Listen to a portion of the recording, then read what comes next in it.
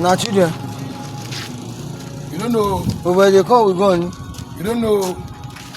Ẹ mọ̀ ṣe bí ẹni rí o, gbójú sẹ́gbẹ́ kan, yẹn kọ́kọ́ kí yín káàbọ̀ sínú ìròyìn tòní ìpàdé ọlọ́mọlé ọlọ́mọlú ọlọ́mọ orílẹ̀-èdè níbi tí ọmọdé ti mọ́wẹ́ta ti ń bá gbà jẹun lábala lérèfé náà ní ibo láti gbà yọjú láti bàrùtín ní Kwara gẹ́gẹ́ bí ẹni tí ó fi fọ́nrán yìí tó fi léde bó ṣe jẹ́ àmọ̀ wípé arákùnrin tí wọ́n yí ara rẹ̀ wò yẹn ọmọ ìkànnù àwọn Fúlàní ni àwọn kan ní bandit ni ṣùgbọ́n àwọn gbọ́ takotako bọ́n àwọn ò yọjú lẹ́yìn ìgbà tí ọwọ́ ọ̀bọ̀n rọlẹ̀ tán táwọn ò gbọ́ kùkù òjò bọ́n mọ́ náà bá jáde sí à ń gbóhùn àwọn bí ọmọ bíi 3 sí 4 ń bẹ ariwo bọ̀bọ̀ kan tiẹ̀ pọ̀ bóyá ó ti yó ń tiẹ̀ ní ṣùgbọ́n tó fi fọ́nrán ìléde tó ṣàlàyé síbẹ̀ náà ni wípé arákùnrin tí wọ́n gbẹ̀jẹ̀ rẹ̀ tí wọ́n ti pa yìí wọ́n ti rán sọ́run àrèmọ́bọ̀ fresh wọ́n ṣẹ̀ṣẹ̀ pa ní àyà náà ti yìnbọn lù wọ́n wá ń chẹ́ẹ̀kì gbogbo ara rẹ̀ bẹ́ẹ̀ náà làwọn ọmọ Yorùbá ti ń chẹ́ẹ̀kì ara rẹ̀ ọwọ́ lásán náà fi ń chẹ́ẹ̀kì mú ní tán bá kan yín mọ́ bẹ́ẹ̀ ní ìsìn wọ́n lẹ́yìn ilẹ̀ pa ṣùgbọ́n gẹ́gẹ́ bí ẹni tó fi léde bó ṣe sọ ó ní wọ́n yìnbọn lura wọn ni ó ní wọ́n ọ̀pọ̀ tán kóra wọn débẹ̀ bóyá ṣe fẹ́ lọ suppression ni àbọ̀nsẹ̀ suppression dé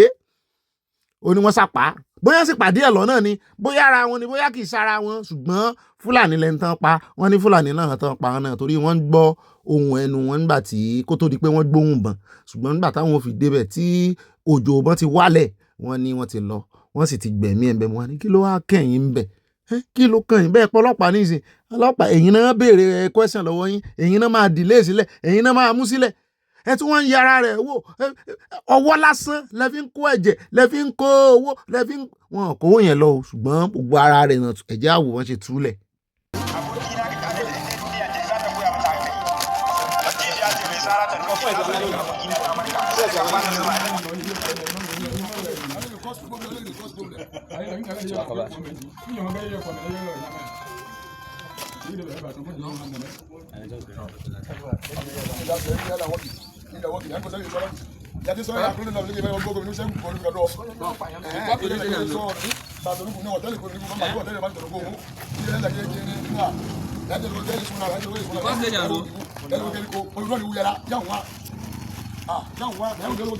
God, they kill this man because and they don't take money. I bet this guy die without money.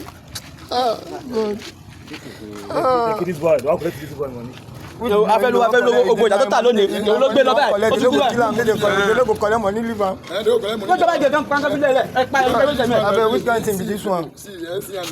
lọ́rọ̀ kan òun sáà ti bọ́jọ́ lọ́jọ́ ló ń tiẹ̀ o àmọ̀délé gbọ́ bóyá oògùn ló mú wọn bóyá èdè àìyedè ló bẹ́lẹ̀ láàrin wọn àti sọ kí gbogbo àwọn ọmọ onílẹ̀ àwọn bàbá wa pátápátá kàn náà kó ohun tó wà lọ́wọ́ wọn jáde kàn bẹ̀rẹ̀ sí wọ́n lẹ̀. àkótí tó tá a ranra wa lọ́wọ́ bẹ́ẹ̀ náà ni ó sì dá àǹbí abẹnusọ ààrẹ olódò dẹ́bọ̀ ó sọ̀rọ̀ gidi díẹ̀ lẹ́ni o Bwala ó ní gbogbo ọmọ Nàìjíríà ló lẹ́tọ̀ọ́ láti defend ara wọn ó ní gbogbo wa la sì lẹ́tọ̀ọ́ láti bear arms láti ràbọn fún defense ni o ó ló wà lábẹ́ òfin ọ̀nà wo láwọn àgbàtọ̀ ó lóun ó jà wá sí babadénú àkójọpọ̀ ròyìn ẹja tún wáyà ń bòmí níbi tí arábìnrin kan ti ké gbàjarè pé nígbà tóun ó fi délé wọn àwọn kidnapper wọn ti já wọnú ilé mu ni wọn da lérú lóòótọ́ ilé ìfẹ́ jọ owó le bóyá àwọn àmì rọ́bà ní onírárá ó ní wọ́n ti jí 2 gbé ìyàwó àtọkọ tó jẹ́gbọ́n òun mu ni ó gba hospital lọ ṣùgbọ́n nígbà tí ó fi dé hospital àwọn ọlọ́pàá wọ́n tún transfer sí bòmí ni mo jẹ́rìí wọn. Kidnapper come our house yesterday night. See what they did? See what they did? See what they did? See what they did?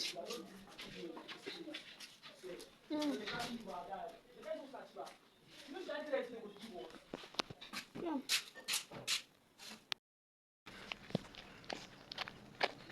Good evening, ma'am. We're here to lay complaint. The kidnappers came to our house. And what mazu? That customary cult.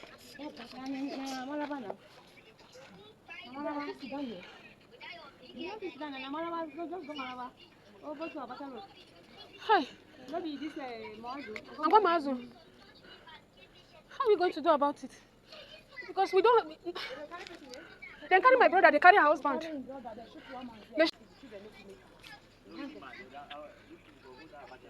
The Abala Road is far from. This is the nearest one we can come. Abala Road is far from us. It's far. Àyà oníṣẹ́nu Nàìjíríà náà rè ibo wá ni ó rò pé múfì lòun wò kì í mọ̀ sórí tẹlifíṣàn ó rẹ̀ jẹ́ kó ń bẹ́ àwọn ọlọ́pàá ti rìfà rẹ̀ síbò mi o ibi tó sì súnmọ́ wọn tó jẹ́ police station náà wọ́n ẹja wá dé ọ̀dọ̀ Primate Ayọ̀délé wọ́n ní ẹ̀yin ọmọ Nàìjíríà fóòtọ́ ẹ máa ń mú àwọn sí ẹni tán bá ti ríran tán sọ̀rọ̀ wọ́n náà ríran gbogbo àwọn kidnapper tán náà máa jà kiri wọ́n lẹ́ẹ̀ka wòlíì sí. However, I have said it before that there's kidnapper. I have one of your state kidnapper in Oyo, kidnapper in Oyo, Osun, Ondo, Ekiti, Pasha, Lagos. Do you understand? They will start operation soonest. Our security agencies, they don't understand the divinity of God in security. That's why people is going to get angry with service chiefs and change them. You see the time I'm warning the Ribadu, this one Baba Paul. Right? When they create Homeland Security now from the Badu's office or whatever, it's not a good sign. Meaning that Nigerian security is under threat, which they must watch and adjust. It's just a simple formula. Nothing is working at the moment.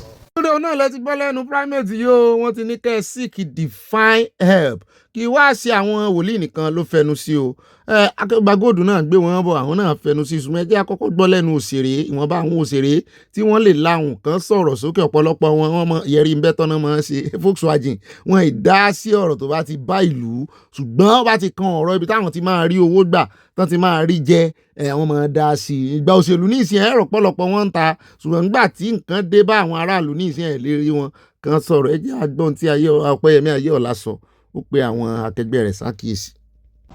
A teacher in Oyo State. This video is just to call the attention of influential colleagues with the platform and the voice or connection to please lend a voice to the masses. Lend your platform to the common man. I understand election is around the corner. A lot of us are, busy with election. But unfortunately, we cannot pretend like we do not see what is happening.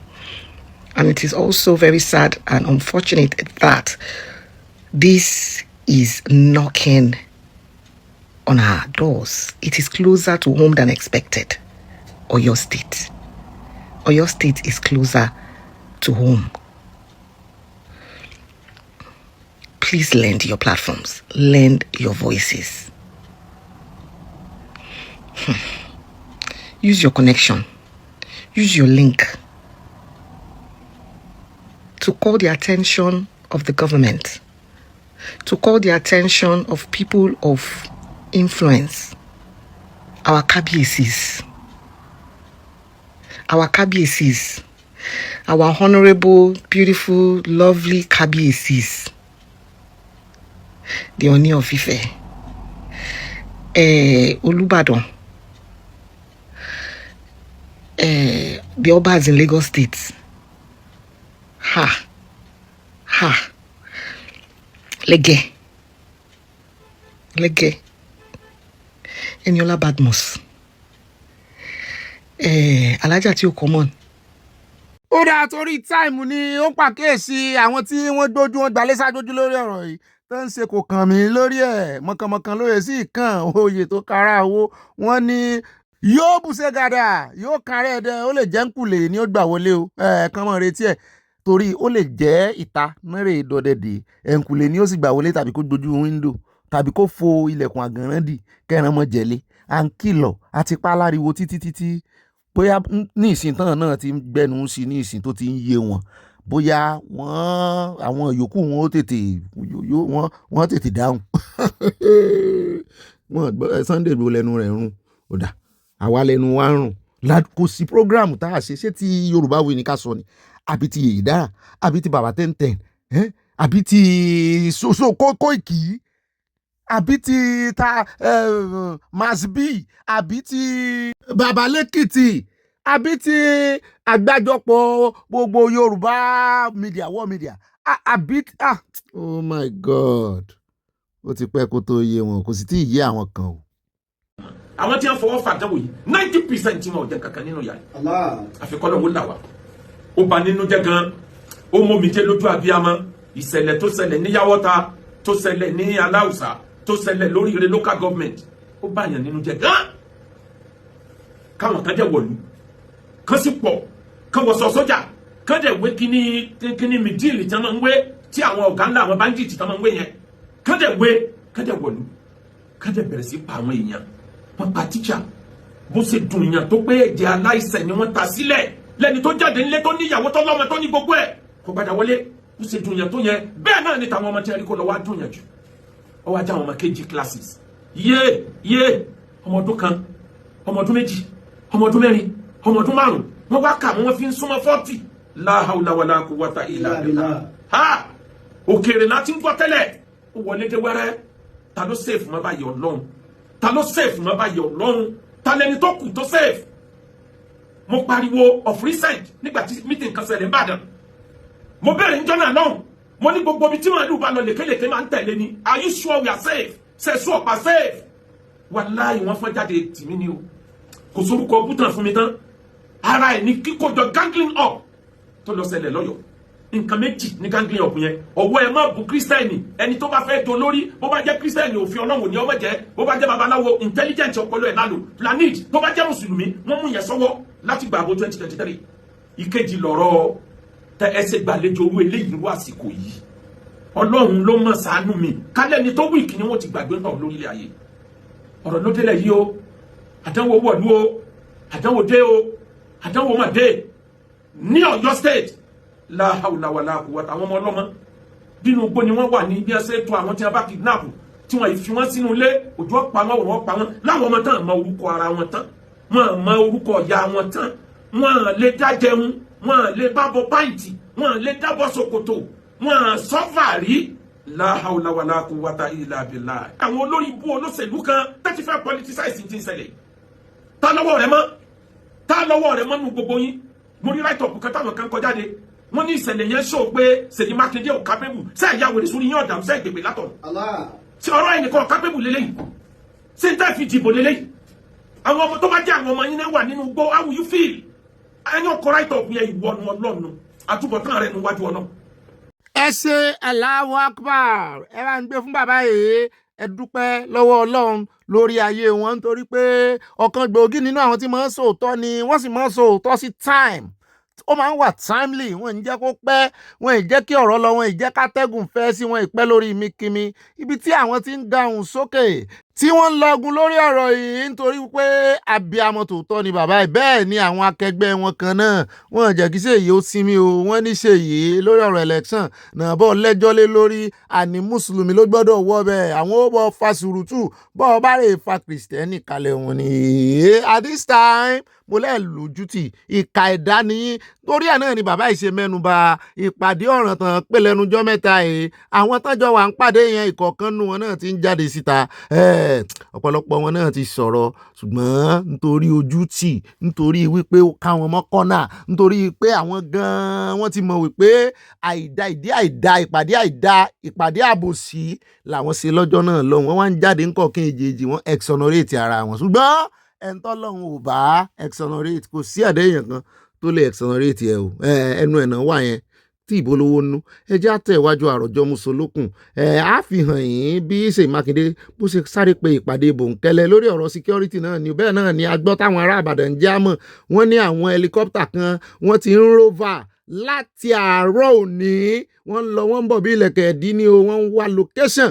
Bẹ́ẹ̀ náà ni àwọn 6 tọ́wọ́ tẹ̀ wọ́n ní wọ́n ti ń júwe nítorí pé àwọn gangan làwọn ṣe atọ́nà bí àwọn alọ́kólóhùn kígbe àwọn kọlọ̀rọ̀ sí àwọn apààyàn yìí. Wọ́n láwọn náà ṣàtọ́nà mọ́ sí. Wọ́n sì ní ẹni mà ti wáyé Olúnàgùn náà ni ó mà ti lọ rẹ̀. Bẹ́ẹ̀ náà ni wọ́n ní ìkànnà àwọn òun ló rán mú gángan wọn. Mo ní ti ń bá yín ẹ fẹ́ lá owó bà wọ́n ṣùgbọ́n àánú ṣe mí fún àwọn ọmọ kéékèèké lábẹ́ òrùlé ọ̀run.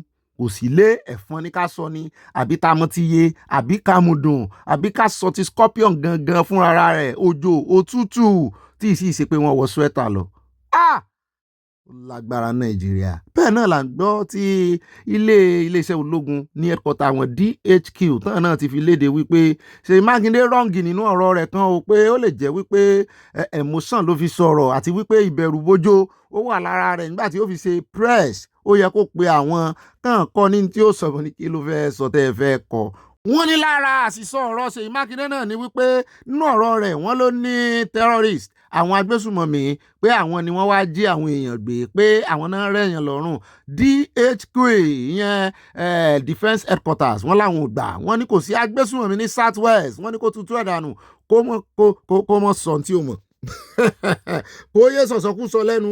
wọ́n ní kò sí agbésùmọ̀mí ní south west wọ́n náà tó pààyàn lọ́wọ́ nǹkan lọ́jọ́ sí wọ́n ní àwọn ń sọ fún wa pé kò sí agbésùmọ̀mí àwọn ajínigbé lélẹ́yìí wọ́n ní wọ́n yàtọ̀ gidigidi sí agbésùmọ̀mí. àdán mi sorí kodò ń wò sí ẹyẹ wọn ní èmi ò mọ tí mo lè sọ sí o ó dẹ̀ já tẹ̀ wájú ṣùgbọ́n náà rìkọ́ọ̀dù àmúyẹ kan o wọ́n soríire lónìí nítorí wípé wọ́n pa 175 a sì dúpẹ́ nítorí tẹ́lẹ̀ rí kálámọ̀ nìkan ni àwọn ọmọ Nàìjíríà ò ní dán nígbà gbọ́ ṣùgbọ́n nítorí wípé wọ́n ní àwọn alátìlẹyìn wọ́n fi USA ṣàtìlẹyìn Ọlọ́run sì ṣàtìlẹyìn àwọn méjèèjì ní tí USA bá sọ àwọn Nàìjíríà ń gbàgbọ́ nísìn àárí fọ́nrán yẹn bọ́n ṣe dábúlẹ̀ fún wọn pẹ̀lú nǹkan ń pè ní bọ́ǹbù tí wọ́n skátà yẹn mo gbàgbé ọkọ rẹ o tó yẹ pé tán bá ju ẹyọ kan báyìí yóò dàbí iná alẹ́ náà bí iná disco tí wọ́n mọ̀ sí parapara èyí tí wọ́n fi pa wọ́n lọ́jọ́ sí òun náà tún lò 175 wọ́n nítorí ẹ̀ wọ́n ní wọ́n mọ̀ ya sí gbòòrò wọ́n mọ̀ wọnú gbòòrò wa nítorí wípé ọwọ́ ti ń dùn ẹ jẹ́ kó ń bẹ́ àti pẹ́ jù ẹ̀ akànnì ká sọ kó lè yí kébù náà ni. collect 3 of my children you collect 10 years you collect 4 years you collect 3 years. Just make I step out answer for you. Now hear them there. You for follow that yo. Man. Just I did by the side. The next thing I hear, poof. My first daughter head hits here. Jesus Christ. My girl, I get this. I get this. The next thing, I first carry my son, my daughter, carry my girl, keep her here first for that pavement. Yeah. Carry my son. My daughter out first. Now one outside guy help me carry my daughter out to go for it. The boy come down from passenger seat because the driver seat only press here. The one everything. Where your second son, your son dey? As of then, never even see him. Sure. Because she will come out, never even see him. Because I know say I come out with my children apart from my last daughter. Who say she no want come out. She say you me yeah sheep. She sleep unlike her. The girl they stay without me. And she they stay without my first daughter. The girl will leave her. The guy come down from passenger seat. They assisting useless girlfriend. They are the murderer to come down from the seat. She come down. The next thing the guy want put head to run. Now hold her for trouser. Then the girlfriend now when they want pick her wig. After they don't kill 3 people. Now brush her down. Now the wig being picking. Now I brush her down. She get picking. People now come Go assist me. Now they shout tell us. I bet mama ship this motor. My children remain 2. Today, after they don't help me carry the first one, they go St. Patrick, carry my girl, keep here. They need to come out block. You see this heavy block where they here? This block where they here, I need to come out on top of my son. ẹ wo pátú lélẹ́yìí o àṣàrò pé a ti gbọ́ nǹkan lẹ́nu rẹ̀ lánàá ni àsòkú okùn nìbọn ró 4 iná pọmọ rẹ̀ 3 kú ń bẹ̀ lójú kan náà lẹ́sẹ̀ kan náà lọ́jọ́ kan náà wákàtí kan náà táìmù kan náà àsìkò kan náà mínítì kan náà ìṣẹ́jú kan náà ẹyọ kan tí mò ń tẹ̀lé kiri kòríkòsùn rẹ̀ tí ó yẹ pé ibi tí mọ̀mọ́ rẹ̀ bá wà ní mọ́ fẹ́ wà wọ́n lọ́jọ́ yẹn ọmọ yẹn lòun ò lọ ó ló strange sóhun ọmọ yẹn nìkan ló kù àwọn yòókù kú. àwọn ọlọ́pàá ti wá sọ̀rọ̀ sí báyìí àwọn ti Rivers State wọ́n ní Rivers ló ti ṣẹlẹ̀ wọ́n ní kì í ṣe wípé àwọn gbójú ń bẹ̀ mo ní Ọlọ́run ló la pariwo lé ń lórí ṣé kò sí yín láàánú ni ṣé kò sí yín láàánú ni nǹkan ó sì ṣẹlẹ̀ sáwọn èèyàn Nàìjíríà ẹ sì tún máa fi wọ́n pa á ẹ wo àwọn tí wọ́n rè jí gbé ní ìsìn tá a lò ní ìsìn ẹ wo police station tá kọ́kọ́ lọ tán tún taari wọn sí bòmí wọn ti ẹ̀ káàánú wọn. bí nǹkan bá ṣẹlẹ̀ sí èèyàn àánú lásán téèyàn bá fi hàn sí ẹni tí nǹkan ṣẹlẹ̀ sí ó ti tó gbé àjàgà àbànújẹ́ kúrò nú ọkàn rẹ̀ náà tí ó fi rórí rò. Fellow Nigerians, the Rivers State Police Command is aware of this sad incident that claimed the life of 3 children from one family, the family of one Miss Amarachi Promise. This is very sad and painful. The Commissioner of Police, CP Olubenga Adewole Adekoju, PSC, MNIPS, sympathizes with the family of the deceased and is also assuring the general public that this matter is not being taken lightly. Investigations are currently ongoing, as we are also waiting for a sister agency to provide reports that will aid the investigation. The general public and the bereaved families are encouraged to be in good faith and spirit as justice will be served. My name is ASP Blessing Kabalo, the Police Public Relations Officer for Rivers State Police Command. I'd like to highlight this devastating story from Rivers State, where in an emotional plea, a woman and mother, identified as Amarachi Promise Esomunu, is crying for justice after her 3 children, aged 10, 4, and 3, were brutally killed after getting rammed into by a car. According to the woman, the man was teaching his girlfriend to drive and suddenly lost control of the vehicle, which then drove into her residence where her kids were staying. Let's take a look. This is where we're standing. How we connected to the road, and this was where the accident started from. Are you seeing it? I lost my 3 kids, all because of careless people. All because of careless driving, and they're not saying anything about it. They should not let just go free like that. Oni bóyá àwọn tó wa mọ́tò bóyá ti mú nǹkan, wọ́n mọ̀ náà mú nǹkan. Wọ́n ló ń kọ́ girlfriend ẹ̀ mọ́tò ni. Ń kọ́ girlfriend, wọ́n lọ driving school o. Ó ń kọ́ girlfriend ẹ̀ mọ́tò náà fi lọ pààyàn. Àwọn aláwòbí, àwọn kan wá jẹun, wọ́n ló ti pe CP Rivers State títí wọ́n ní kò dáhùn mọ́. Kò dáhùn mọ́. Ìgbà tí fọ́nrán wá jáde ní ìsìn ẹsẹ̀ wà rán ASP kan kó wá mọ́ bá wa rojọ́. Kó wá mọ́ àwọn èèyàn ṣe dájú báyìí. Ayé mi o. Man. The woman accused the Rivers State Police Command of ignoring her calls for justice, but late on Tuesday, the State Police Public Relations Officer, Blessing Agbe, said they've ordered an investigation. I mean, this is so sad, but I can't even imagine 3 children. The worst possible tragedy that can touch any human being. Right. And I think what just makes the whole scenario so painful is that they were in their house minding their business. You know, they hadn't gone out. Your home is supposed to be the place where you're safest. We ask ourselves, what's going on? We're reporting on children who are being abducted from school. So it almost seems like once law and order breaks down, there's just no way that we're safe. And in this instance, the report is saying that it's a boyfriend who was teaching his girlfriend how to drive. I mean, what kind of ridiculous thing is that? But then when you also look at the living arrangement there's a conversation to be had about our town planning. And you know, we often have this conversation in jest about how a lot of the cities we see are not really fit for purpose. Then you ask yourself, what was the plan around developing this town, putting this structure next to this structure and so forth? Because usually when cities are developed, there's proper blueprints that are put. These are residential areas. These are this. The tragic is that the gentleman who was driving the car was said to have been giving his girlfriend driving lessons at 8 p.m. What kind of sane or insane human being will be teaching someone else how to drive on a major road in town at 8 p.m.? Right. I thought that the best place to go and teach learners would be on a field, away from, dangerous zones. Right. And now you have this. I agree with you. That person and the girlfriend should be apprehended and made an example out of.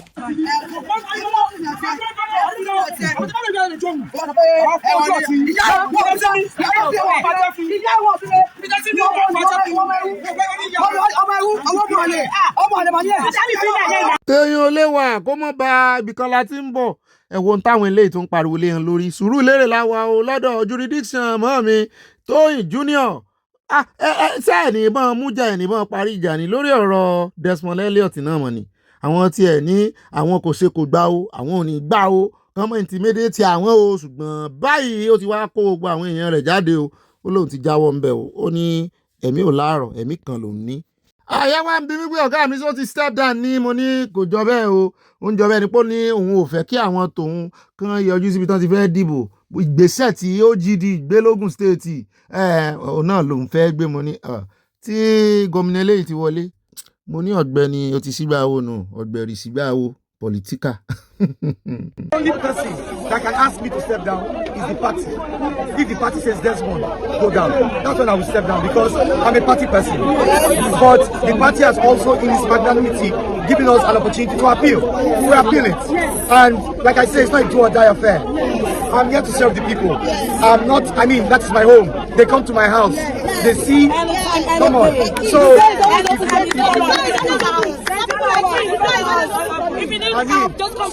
if I'm here to serve you as a person, and powers some people feel it shouldn't happen. So I'm not going to say any more than this, other than the fact that we are not accepting this process and we are appealing the process. So it's not. I am not withdrawing.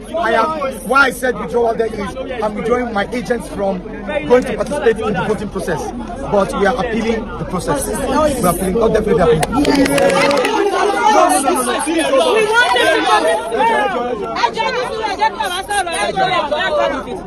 How do I feel? Well, in all things, the Bible says give glory to God. So I give glory to God. I give glory to God. Why I give glory to God is because thank God nobody was killed. But a lot of people were really maimed. There are videos of people going to the hospital. This is just primaries, it's not a do or die affair. In different wards, people were being intimidated. I've been talking about intimidation for a long time. You keep intimidating them. If you know you have done well for the people, why are you now worried? You have the machinery of the structure with you. I don't have the structure. You have everything with you. Then why are you scared? Why don't you just go to the field and let's just get the popularity? Then we went there. Now, why I decided to say I was not going to accept what was going on, the process, was because when I entered, I discovered that if virtually all my supporters were outside. And I kept asking, why weren't they coming in? Next thing I heard, 20 minutes, they're going to stop. How can you stop in 20 minutes? When even our card is fake. I was hearing, how can you, the only way you can verify if a card is fake is when they go through the verification process. Allow them that process. So why would you say they are fake? So, you know, at the end of the day, it's service to humanity. And if this is the way God wants it to be, then who am I to say no?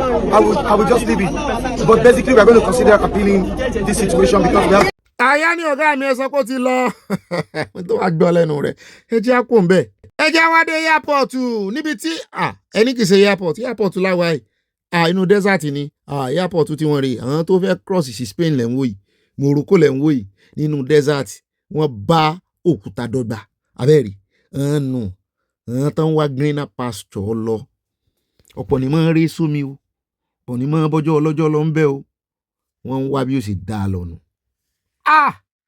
Nàìjíríà níbí lọ́hùn sá ó dẹ̀ ẹjẹ́ àkóńbẹ́ ẹjẹ́ àdàdúgbò kan lẹ̀ Ìbò níbi tá a ti gbọ́ àṣẹlẹ̀ Ìbò ní àbí Ẹdó ẹjẹ́ àfi location lẹ́nà àmọ́ gbọ́ nínú fọ́nrán yìí níbi tí àwọn aláṣẹ ẹbẹ̀ ń tá a fẹ́ káwọn aláṣẹ wa mọ̀ sí ilẹ̀ Yorùbá náà rí o gbogbo inú igbó gbogbo uncompleted building tán bá ti rí àwọn tí ojú àjèjì tán rí ń bẹ̀rẹ̀ tán dé tán kọ̀ láti gbalé tàbí lọ́ọ̀ rẹ́ǹtì ilé nígboro tán fẹ́ dámúlé síbì kan tàbí tán kóra wọn jọ tán ní sáàbò tàbí inú igbó inú ahéré ẹ máa lé wọn.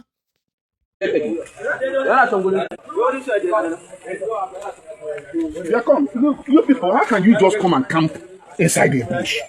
There are no doors here. These are bachas. How is that the way woman being lives? How can you just come and camp inside the bush? Why don't you integrate yourself into the community? You can rent houses and live elsewhere, not inside the bush. These are not done that way.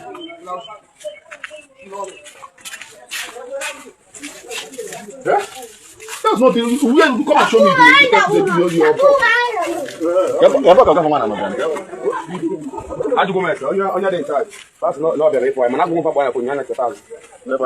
You people cannot just come and live inside the bush. Camp inside. Everybody here should come out. Let's know how many persons here. Everybody should come out. Everybody should come out.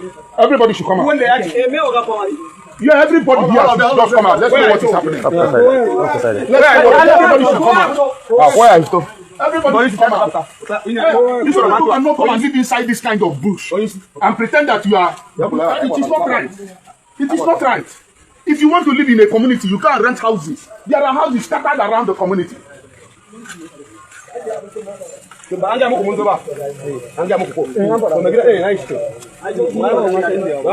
think we thought you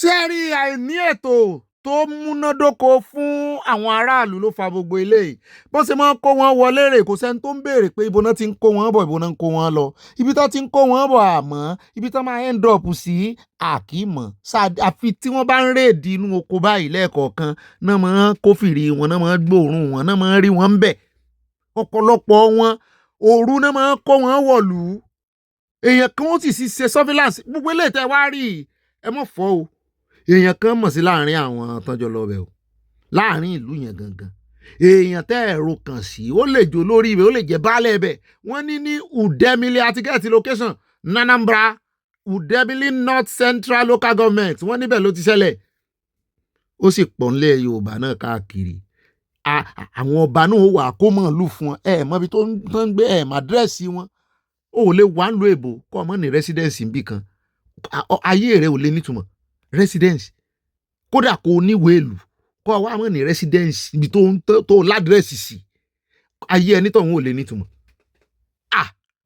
ó sopọ̀ mọ́ ìwé sopọ̀ mọ́ gbogbo nǹkan ni ọjọ́ tó o bá fẹ́ dọmọ nílùú gan wọ́n gbé ọ sórí ìwọ̀n ni pé ọdún mélòó ló ti lò ní local government yẹn jẹ́ ń lo local government mbẹ́ ń kọ́ là ń pè ń bí ọdún mélòó ló ti lò ní local government yẹn kó o wá tún wá kí nǹkan kan wá ṣẹlẹ̀ kí n mọ̀ sọ pé o ṣàṣìmọ́ṣe kí nǹkan kan wá ṣẹlẹ̀ kò jẹ́ ní o kó wá gbé ọ kó local government yẹn o ti lọ́dún mẹ́rin mbẹ́ kó kọdún kan tó fi apply fún gbogbo ohun tó bá fẹ́ apply fún ibi ó bá lọ ó tún ṣe rí bẹ̀rẹ̀ counting ni wọ́n ka numbering sí wọ́n ka àmì ìdánimọ̀ sí kì í sì ṣe pé àmì ìdánimọ̀ tó so mọ́ àyà nìkan wọ́n fẹ́ dá ọmọ mọ́ ilé tó ń gbé wọ́n fẹ́ dá ọmọ mọ́ location rẹ wọ́n fẹ́ dá ọmọ mọ́ àdúgbò rẹ wọ́n fẹ́ dá ọmọ mọ́ àwọn neighbors rẹ kò sí ètò ní Nàìjíríà ilé wọn kọ bó ṣe wù wọn kò sí layout ibi tó yẹ kán fi ṣe garden tó yẹ kán fi ṣe parks wọn àwọn ọmọ onílẹ̀ ti tàdánù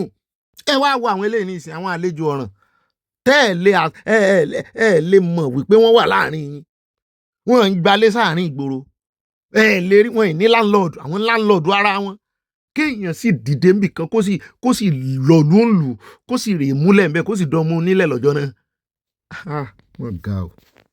bó sì ṣe wà ẹ̀wọ̀n ní báyìí du àárín ìgboro wọn ì báyìí dulé ńlá wọn ì báyìí du duplex àwọn ì gba 2 bedroom wọn ì gba single room gan létí ò àlàpà tó ti fẹ́ wó létí ò ní rúùfù ibẹ̀ náà máa wọ́n sì wọ́n ṣe lọ rédí wọn yẹn wọ́n lè mọ́ bá nǹkan ìjà lọ́wọ́ wọn o ṣùgbọ́n potential risk ni wọ́n ń dúró de ọjọ́ wàhálà ni ó lè jọjọ́ tán máa lọ attack náà máa kó nǹkan ìjà fún wọn.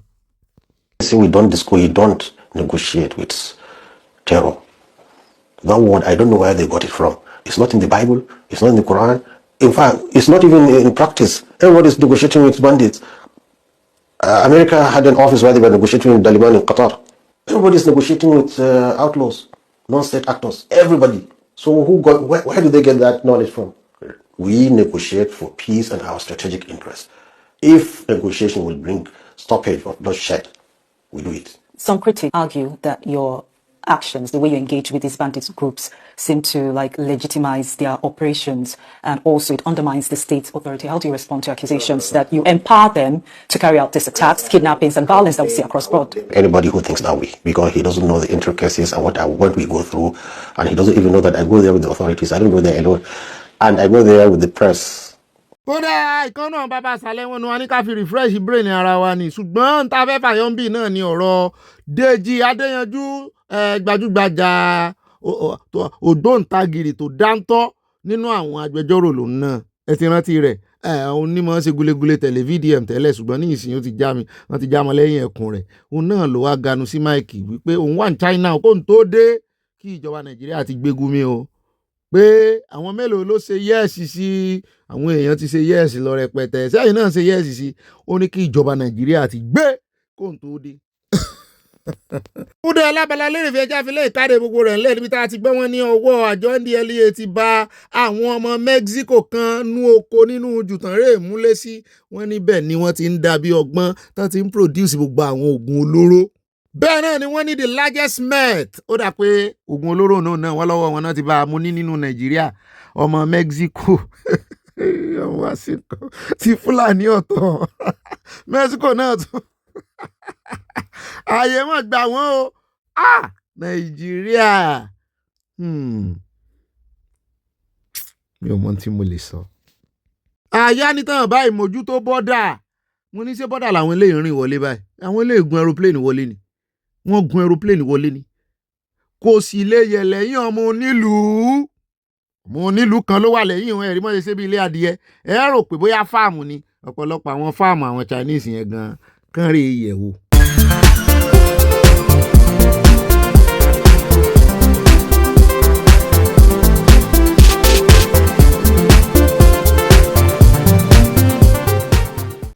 ẹni tí ó bá múre kò lè dúpẹ́ oore ṣẹ́rẹ́ ni tí ó bá múre ọlọ́run kó má dẹ̀ lè dúpẹ́ oore aláìmoore ni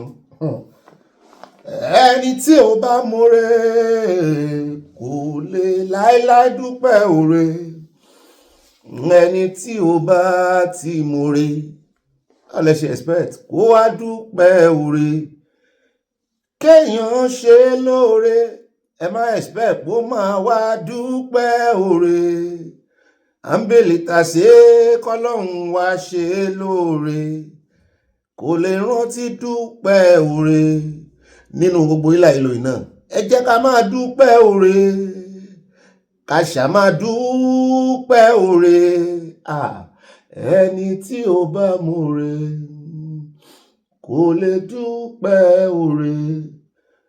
Ọ̀rọ̀ bàbá yẹn Oyèdòkun gba omijé lójú mi gan ni ṣùgbọ́n síbẹ̀ náà ẹni tí ó bá múre kò lè dúpẹ́ oore. For the first time mo wá orin tí mo lè kọ ṣùgbọ́n àní ìbànújẹ́ náà àní ìbànújẹ́ torí ìdílé aláyọ̀ níbí a ti bá àwọn tí nǹkan ṣe a ti bá wọn kẹ́dùn ṣùgbọ́n àmọ̀ yìn Ọlọ́run náà ni ààyè ẹni tí ó bá múre kò lè dúpẹ́ oore ẹni tí ó bá múre kò lè dúpẹ́ oore ẹ̀já ẹ̀rẹ́rìn músẹ́ ní àwa múre ìdílé aláyọ̀ múre màmí sẹ́yìn múre nítorí èmi àtàyà múre mọ́mí Abala Lerefe ẹ ti mọ̀ orúkọ yìí mo fẹ́ pè nígbà tí mo ti dárúkọ àyà ẹlẹ́yà mi àwa múre o Mary Cipriano àwa múre báàmí Òkèlá Adédọ̀tun àwa múre báàmí Adésínà ó gbó wa lámúre pátápátá mọ́mí Mùsùlùmọ́lá Olúwo tèmi nìkan ó gbó wa lámúre mọ́mí Precious Ajíwọlé amúre mọ́mí Mary Odùnúyì mọ́mí Victoria ọlọ́jọ́bí Bádéjọ happy birthday to you ó yá chéché kúlé chéché kò bí sa òbí chalanga kakakulanga kárẹ́lé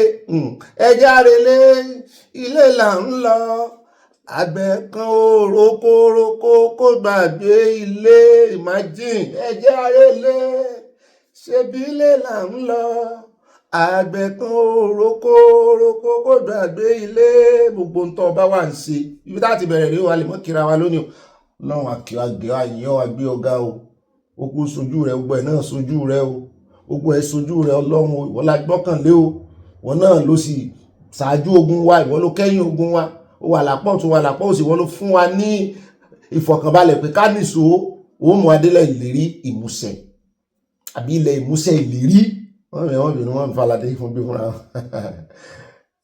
Ọlọ́run ó mú wa dé ilẹ̀ ìmúṣẹ ìlérí Ọlọ́run àánú rẹ̀ jọ̀ọ́ ìwọ làwọn ojú rẹ̀ àwọn ojú èèyàn kankan o ìwọ ni Ọlọ́run o ìwọ ló promise wa àwọn ò gbọ́kànlé promise èèyàn kankan ẹni táwọn wò pé o lè tara rẹ̀ ṣé ó bá wù ọ́ o lè lóò gbàbẹ̀ ń ṣe mọ́ kó o fẹ́ gba bòmí yọ alára àgbà ìdániọ́ kò sára tó ò lè dà Ọlọ́run jọ fi Yorùbá nation dára gidi ó ti tó gẹ́ àwọn tí ò rí ẹ̀hán ń fà wá sẹ́yìn ẹ̀hán ń fọwọ́ aago sẹ́yìn ẹ̀hán náà ni complain wọ́n tún pọ̀ jù báyìí ẹ̀hán náà tún pariwo lórí Sunday Igboho ní ìsìn pé máa bọ ebo olówó o wálé wá gbà wá ní ebo olówó ṣe kí ni ẹ̀hán náà ni wọ́n sì rí tí Sunday ń pariwo tipẹ́tipẹ́ láti jọ́ yìí ẹ̀hán náà yín mú lọ́jọ́ Sunday lórí Sunday ọ̀rọ̀ wá dọjọ́ Monday ní ìsìn ẹ̀hán náà tún pariwo àìlóye tó ó ń fa ìrìn àjò sẹ́yìn o torí ẹ̀ Bíbélì ti wá sọ wípé àwọn èèyàn mi ṣègbé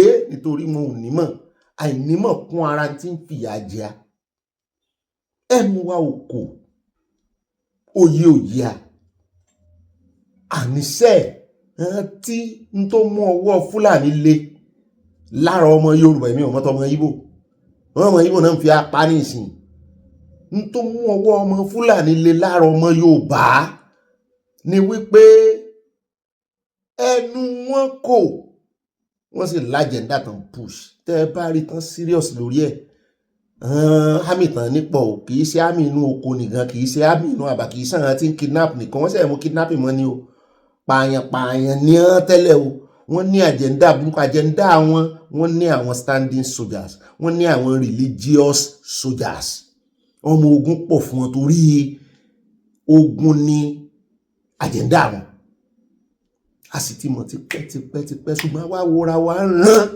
débi wípé ẹ wò ó àti wọ multiple chance wọ́n ti darapọ̀ mọ́ wa wọ́n ti mọ̀ wá sí finish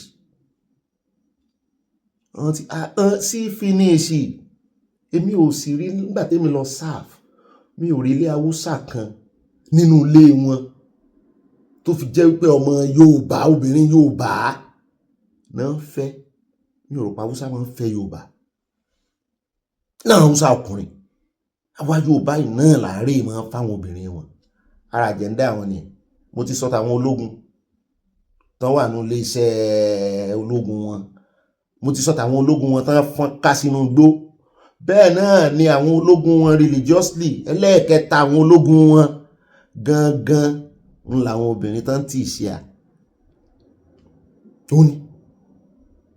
òun làwọn ó ti dẹ̀gọ̀ mọ́ lọ́wọ́ o agbàlejò amàlejò gbà amàlejò ó ti di ẹ̀gọ̀ mọ́ lọ́wọ́ báyìí ó ti di mixed blood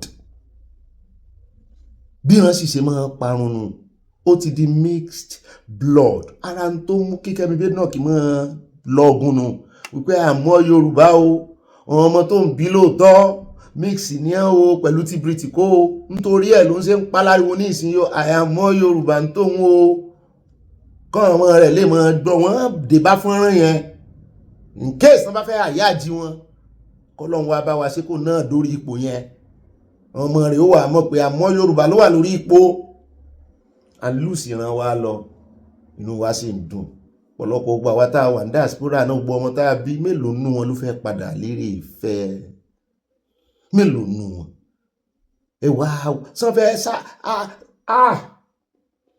dàkáròyè mọ́ pọ̀ ju alákọ̀ọ́kọ́ náà àkórí ìròyìn tòní mi ò ní kíra mi kankan o torí mo sì ń bára mi kẹ́dùn lọ́wọ́ lórí ìṣẹ̀lẹ̀ tó ṣẹlẹ̀ ẹni tí ò bá tí ì rí pó kàn gbọ̀ngbọ̀ngbọ̀n kò ṣe ọ̀rọ̀ ò ṣe é fi sábẹ́ àwọn sọ àánú bàbá yẹn ṣe bí ẹni pé mi ò rí kan pààyàn rí bí ẹni pé alákọ̀ọ́kọ́ ọ̀rọ̀ ẹ̀ tí Boko Haram ó kọ́ ṣeré nǹkan kan wà ń di ọ̀rọ̀ yẹn ó ní tọ́lọ́ fẹ́ fi mú jáde I believe ó ní tọ́lọ́ fẹ́ fi mú jáde ẹ máa rí pé ń tán pa yẹn kì í ṣe ikú lásán ẹ̀jẹ̀ tán ta sílẹ̀ yẹn ìṣerú eléyìí tán ti ń ta sílẹ̀ tipẹ́ ẹ máa rí pé nǹkan tó lágbára ń bọ̀ wá lórí wọn ṣùgbọ́n ó ti bẹ̀rẹ̀ náà adúpẹ́ lọ́wọ́ náà wípé Amẹ́ríkà àti US wọ́n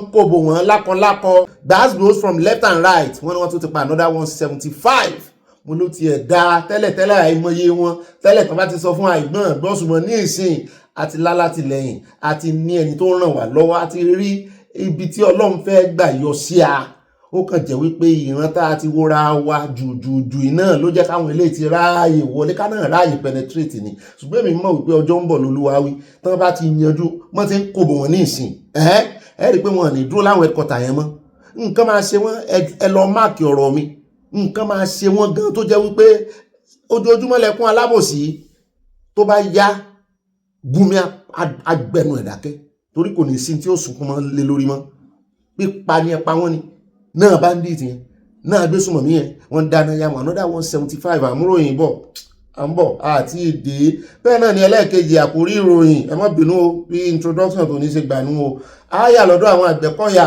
wọn náà fẹ́ sọ̀rọ̀ lórí ọ̀rọ̀ yìí ẹ mọ̀ kò yín àwọn kéré pé kí OPC tó dé ní Àgbẹ̀kọ̀yà ti wà náà ti ń ṣe bẹ́bẹ́ wípé kì í ṣe pé bóyá àwọn yọ̀lẹ̀ kì í sì ṣe pé bóyá àwọn ò mọ táwọn lè ṣe o pé nǹkan báyìí ló ń dá wọn lọ́wọ́ kọ wọ́n ní kájọ kábọ̀n fẹsáfẹ́fẹ́ tíjọba bá lè mójútó láwa náà lóye àlóye bàbá tí wàá kó ń bẹ̀ tán á wà yà ní Arise TV mo fẹ́ ká fi ọ̀rọ̀ ìlójú dáadáa Arise TV kọ̀lá àkọ́kọ́ yẹ jáyà lọ́dọ̀ ọ̀bọ̀dà Jídé BKO ó ti tọ́jú lórí arákùnrin Minister of Power àtijọ́ ó ti dàtijọ́ nísìn tí ń sá kiri tí ó rè sábà àgbọ̀ tí FCC náà ti mú àwọn yẹn náà wípé torí ẹ̀ṣẹ̀ ni criminal ni kí ìjọba kan declare èèyàn wanted kan fẹ́ arrest ẹ̀ pàápàá jùlọ kẹ́ ti wá convict ẹ̀ kẹ́yìn wá gbà sílé a jẹ́ pé ẹ̀yin náà a jẹ́ pé irú ẹyẹ lẹyẹ ń wọ́ ọ̀tọ̀ àti pé fọ̀rẹ́ rẹ̀ hàn mí kí n lè sọrú èèyàn tó jẹ́ wọ́n ní àwọn fẹ́ fẹ́ lójú àwọn mọ̀ dáadáa pé kálọ̀ ọmọ Nàìjíríà lè tẹ́tí gbọ́ àwọn ni wọ́n á mọ irú iṣẹ́ akọ tí FCC ṣe ní ó dáa ga mike sí lẹ́nu ẹ bá wa sọ bá ti wá kó ń bẹ̀ tán á yà lọ́dọ̀ Ọ̀gbẹ́ni Nwoko wọn ló ti ń bínú ó ti bínú jáde báyìí ó wípé gbogbo ilé ìtẹ́ rí dírámà tán ṣe tán wá sọ pé òun lùsì èèyàn 3 péré ló vóòtì fóun ní ìlú àwọn pé àṣírí ti tú o pé wọ́n sọ wípé wọ́n fagídí mú àwọn èèyàn ní gbogbo èrò tẹ́ rí tó gùn yẹn pé èrò òun nìyẹn pé kì í ṣèrò Ọ̀gbẹ́ni Okowa mo ló dáa a fi ń pàwọ̀ ẹ̀dẹ́ labalábẹ̀ bàbá tí wá kó bẹ́tàn áyà lọ́dọ̀ sóò rẹ̀ níbi tí sóò rẹ̀ ti gahùn sókè ọmọ kan tán náà fi sẹ́wọ̀n ọdún 2 àwọn èèyàn ń pariwo lé sóò rẹ̀ lórí pé ṣé ń tọ́mọ yìí náà ṣe dáa torí ìwọ kàn dédé máa gbéga ọkàn dédé jáde gbogbo èèyàn ló fẹ́ yọkó lẹ́wọ̀n ó dá iṣẹ́ gidi ló ń ṣe ṣùgbọ́n bá a bá ń sunkún àmọ́ ríran ọmọ tó jáde tó rè fi AI tó rè fi gbé àwòrán ọmọ Simi àti Adékúnlé Gold gbajúgbajà olórin tàkasúfèé yẹn tó rè fi gbé jáde tó sì kọ obituary sí tó sì ní káwọn ọmọ Nàìjíríà wá máa bọ́n kẹ́dùn lórí péjì òun tí ò sì rí bẹ́ẹ̀ wọ́n wá fòfin mu sóhun ọmọ nígbà tó ń ṣe gbogbo kinní yẹn ìwọ wá ń pariwo tí gbogbo èèyàn ní ká máa dáríjì ní ìsìn ṣùgbọ́n sóò rẹ̀ gbá ń gùn mí ìyọ sí àwọ̀ ó ní lọ́dún báyìí lọ́jọ́ báyìí ó ní Adékúnlé Gold fúnrara ẹ̀ ó lóun náà ti fi kú lọ́ọ̀yàn rí lórí agbágbé mo ní ó ní bẹ́ẹ̀ ni mo ní kẹ́ni tó fi kú lọ́ọ̀rẹ́ mú náà ó ní tó ń fẹ́ sọ náà ni wípé ó ní tó ń fẹ́ sọ fún kájẹ́ kó ń sọ fún tòun yé òun gbogbo ẹ̀yin tẹ́ ń bú òun ó nítorí ẹ̀ ló ń ṣe jáde fún tán ó ní sọ tòun yé òun gbogbo ẹ̀yin tẹ́ ń bú òun ó ní ẹ wá gbọ́ àlàyé òun mo ló dáa á fún wọn ní some minutes ní pẹ́ lọ́dọ̀ rẹ̀ bàbá tí wàá kó ń bẹ̀ tán á wà yà ní ọ̀dọ̀ bàbá yìí wọ́n fẹ́ sọ̀tàn fún wa eléyìí ní agbára o àwọn ọmọ Ọ̀yọ́ ẹbọ bí o àwa kọ́ la sọ̀rọ̀ yìí o àwọn ọmọ àgọ́ ọjà ń jọ pé àwọn ọmọ wọn náà ti ń jáde báyìí wọ́n ti ń sọ ìtàn o bí ọ̀rọ̀ Aláàfin àti Aṣípa ṣe jẹ́ wọ́n ní ọba náà méjèèjì mo ní ẹbọ bàtàn jẹ́ náà báwo la Aṣípa ṣe fẹ́ jẹ́ ọba wọn lọ bá l'Aṣípa wọ́n ní kó tiẹ̀ tó wá di bàbá ọba wọ́n ní tàn wá bọ́wọ́dé ọba sì bá àròbá yọ ọba tán àròbá ń bá bá a tàn ló dá o so ìtàn ní ọmọ àròbá àbí tẹ́ ń sọ fún wa náà nù ta ló sọ̀tàn àròbá fẹ́yìn àbí àròbá ń tàn ìtàn náà lọ́mọ àròbá ìtàn méjèèjì àtàròbá àtìtàn ta ló sọ̀tàn rẹ̀ fún wa ó dá ń bọ̀ mẹ́ àwọn ọmọ Ọ̀yọ́ ẹ fi àkíyèsí sílẹ̀ bàbá tí wàá kó ń bẹ̀ tán á wà á yá lórí ọ̀rọ̀ Yàyà Bello wọ́n ń bi wá ta lèmi ò bí ṣeré ǹṣe kò bí Rufai Oseni ló ganu sí máìkì wípé Ọ̀gbẹ́ni Bobby ìjẹ́ àjọ tẹnu mọ́ mo ní kí ló ń tẹnu mọ́ kí ló kàn mí ó ní ó kan everybody gbọ̀ngbọ̀ngbọ̀n pé ṣé kò ṣe mí ń ka èéfì ni mo ní mo ti sọ ń pa rẹ̀ pé ó yè mí náà lẹ́nu wọ́n fòye kọ́ nítorí wípé a mọ̀ pé ó lè escape through wọ́n ti sọ fún wa tẹ́lẹ̀ wọ́n ní bójúbójú olóró ń bọ̀ náà lò fún wa wípé wọ́n mọ̀ ń tán ṣe mò ń fẹ́ da ọ̀rọ̀ lẹ̀ lórí ọ̀rọ̀ Yàyà Bello bó ló ṣe jẹ́ ẹni tó ń fèsì ẹjọ́ lọ́wọ́ tó wá jẹ́ wípé náà lẹ wá mú senatorial ticket lé lọ́wọ́ how did we get here mo ní wọ́n ló fẹ́ ṣàlàyé fún ọlá èkó lè wá ṣàlàyé fún wa bàbá dénú àkójọpọ̀ ròyìn á invite rẹ̀ bàbá tí wàá kó ń bẹ̀ tán á wà yà ní ọ̀dọ̀ gómìnà wọn ní Kwara State níbi tí a ti ń gbọ́ tí àwọn èèyàn ń fẹ̀sùn kàn wípé kì í sóhun ló lẹ́tọ̀ọ́ láti impose ẹni tí ó jẹ gómìnà the next governor lé àwọn lórí àmọ́ ní tí ń ṣẹlẹ̀ ní Ọ̀yọ́ náà nu àwọn mùsùlùmí wọ́n ń bá Ṣèyí Mákindé wọ̀yá àjà tí wọ́n sì sọ fún àwọn mùsùlùmí akẹgbẹ́ wọn pé kán mọ́ wo Mákindé ràn ó kán mọ́ gbà kó impose Christian lé àwọn lórí o, ṣùgbọ́n ní ti Kwara kì í tiẹ̀ sọ̀rọ̀ ẹ̀sìn lélẹ́yìí bí kò sí ọ̀rọ̀ èèyàn tá gangan ni àwọn aráàlú wọ́n ní wọ́n ní àṣẹ láti yàn fúnra wọn. Ìkànnà àwọn abẹnugan ní inú ẹgbẹ́ APC òun ló dá sí ọ̀rọ̀ ìmúni ẹgbẹ́ kan náà lẹ́jọ́ ẹgbẹ́ yẹlẹyẹ ń wọ́tọ̀ bá bá dénú àkójọpọ̀ ròyìn àfẹ́ lójú.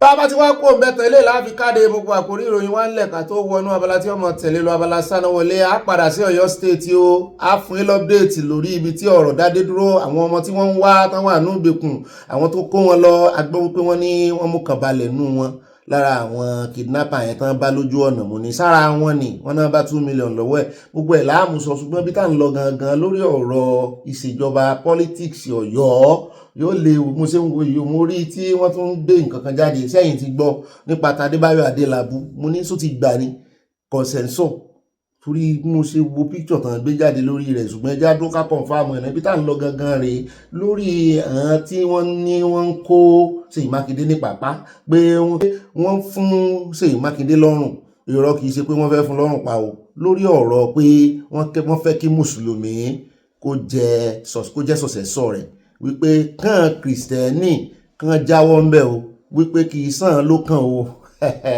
mo ní só ti wá dì bẹ́ẹ̀ náà ni wọ́n lójú bẹ́ẹ̀ lọ à ń bọ̀ bẹ́ẹ̀ á fi tó yín létí abádẹ́nu àkójọpọ̀ ìròyìn àní rí jù báyìí lọ nínú àwọn àkórí ìròyìn wa bí àjòmọ́ bá wọ ẹ̀mọ́ bá nu bọ́dí ìròyìn àfẹ́ lójú torí Ọlọ́run lójú orí bẹ́ẹ̀ Ọlọ́run ní ṣiṣẹ́ rẹ̀ àwa ń gbìyànjú ni ó dáa níbẹ̀ jẹ́ àyà fótó wa o ẹ sọ pé no space for Sharia in Yorùbá land, no space for agbésùmọ̀mí in Yorùbá land, no space for jàgídíjàgan in Yorùbá land, no space for hatred, religious hatred in Yorùbá land, no space for blasphemy law in Yorùbá land. A lè búra wa ká sì parí ìjà àwọn àtẹnu a máa jà àwọn máa gẹ́ra wọn jẹ wọ́n bá sì ti jàta sí yóò sì tún ṣe kíni wọ́n tún jọ ń jẹun lọ́nu ẹ sọ wípé yóò dáa fún mi ẹ ṣe iye ẹni mo ṣin ẹ ṣe olóòṣàṣínú ẹ ṣe pọ̀ àfi pàkà mo ń gbìyànjú àti gbé kíní yẹn kúrò lára mi Ọlọ́run mi ò mọ̀dí tó ṣe kàn mí ó kàn mí léwu.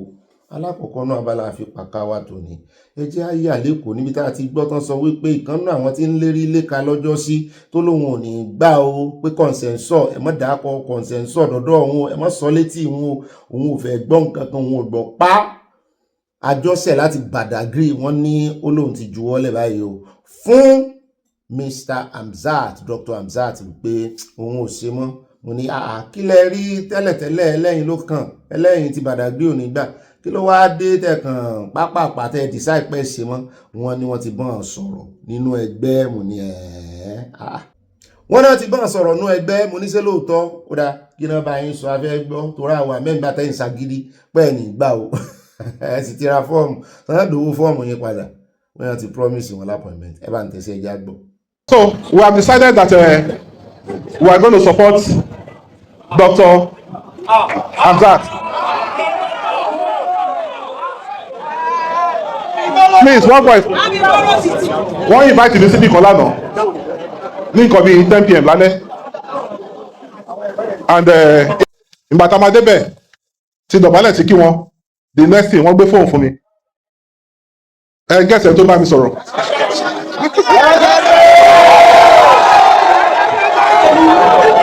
Ìgbà tí máa gbọ́ bọ́ìsì yẹn mo rò bí wọ́n máa pè mí lájọ́sẹ̀ ní SMA goal ní bàbá náà pè mí.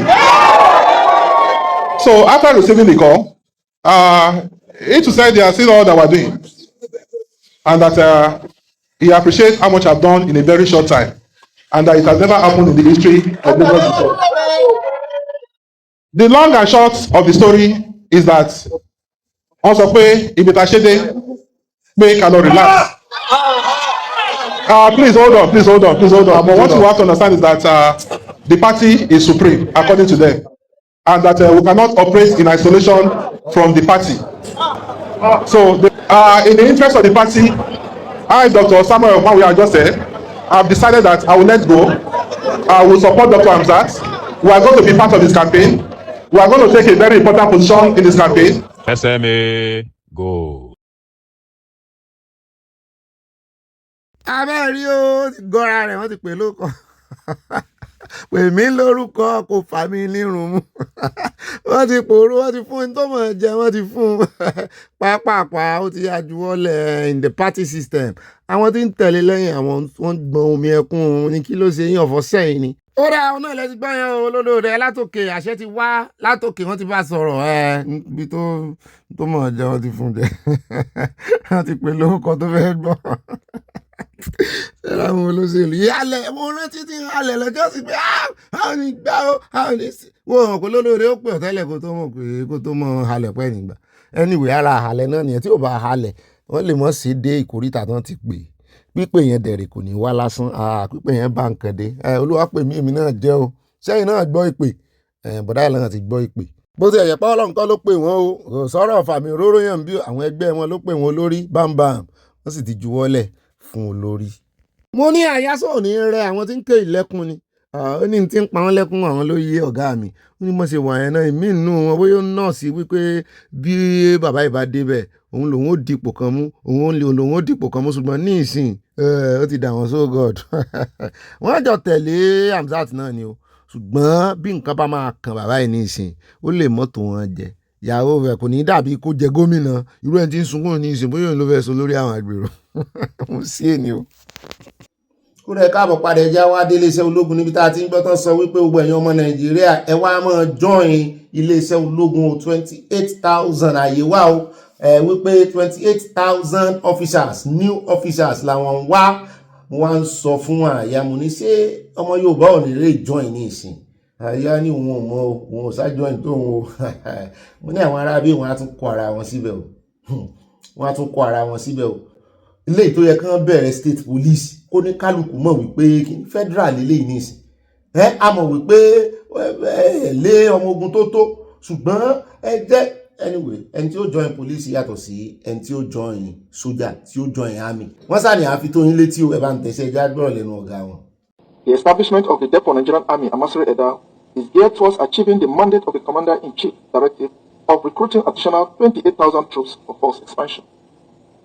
These measures have strengthened our operational reach, improved response time, and facilitate effective intelligence-led operations. Consequently, we have continued to disrupt criminal networks, degrade adversary capabilities, and restore relative calm in several previously volatile areas.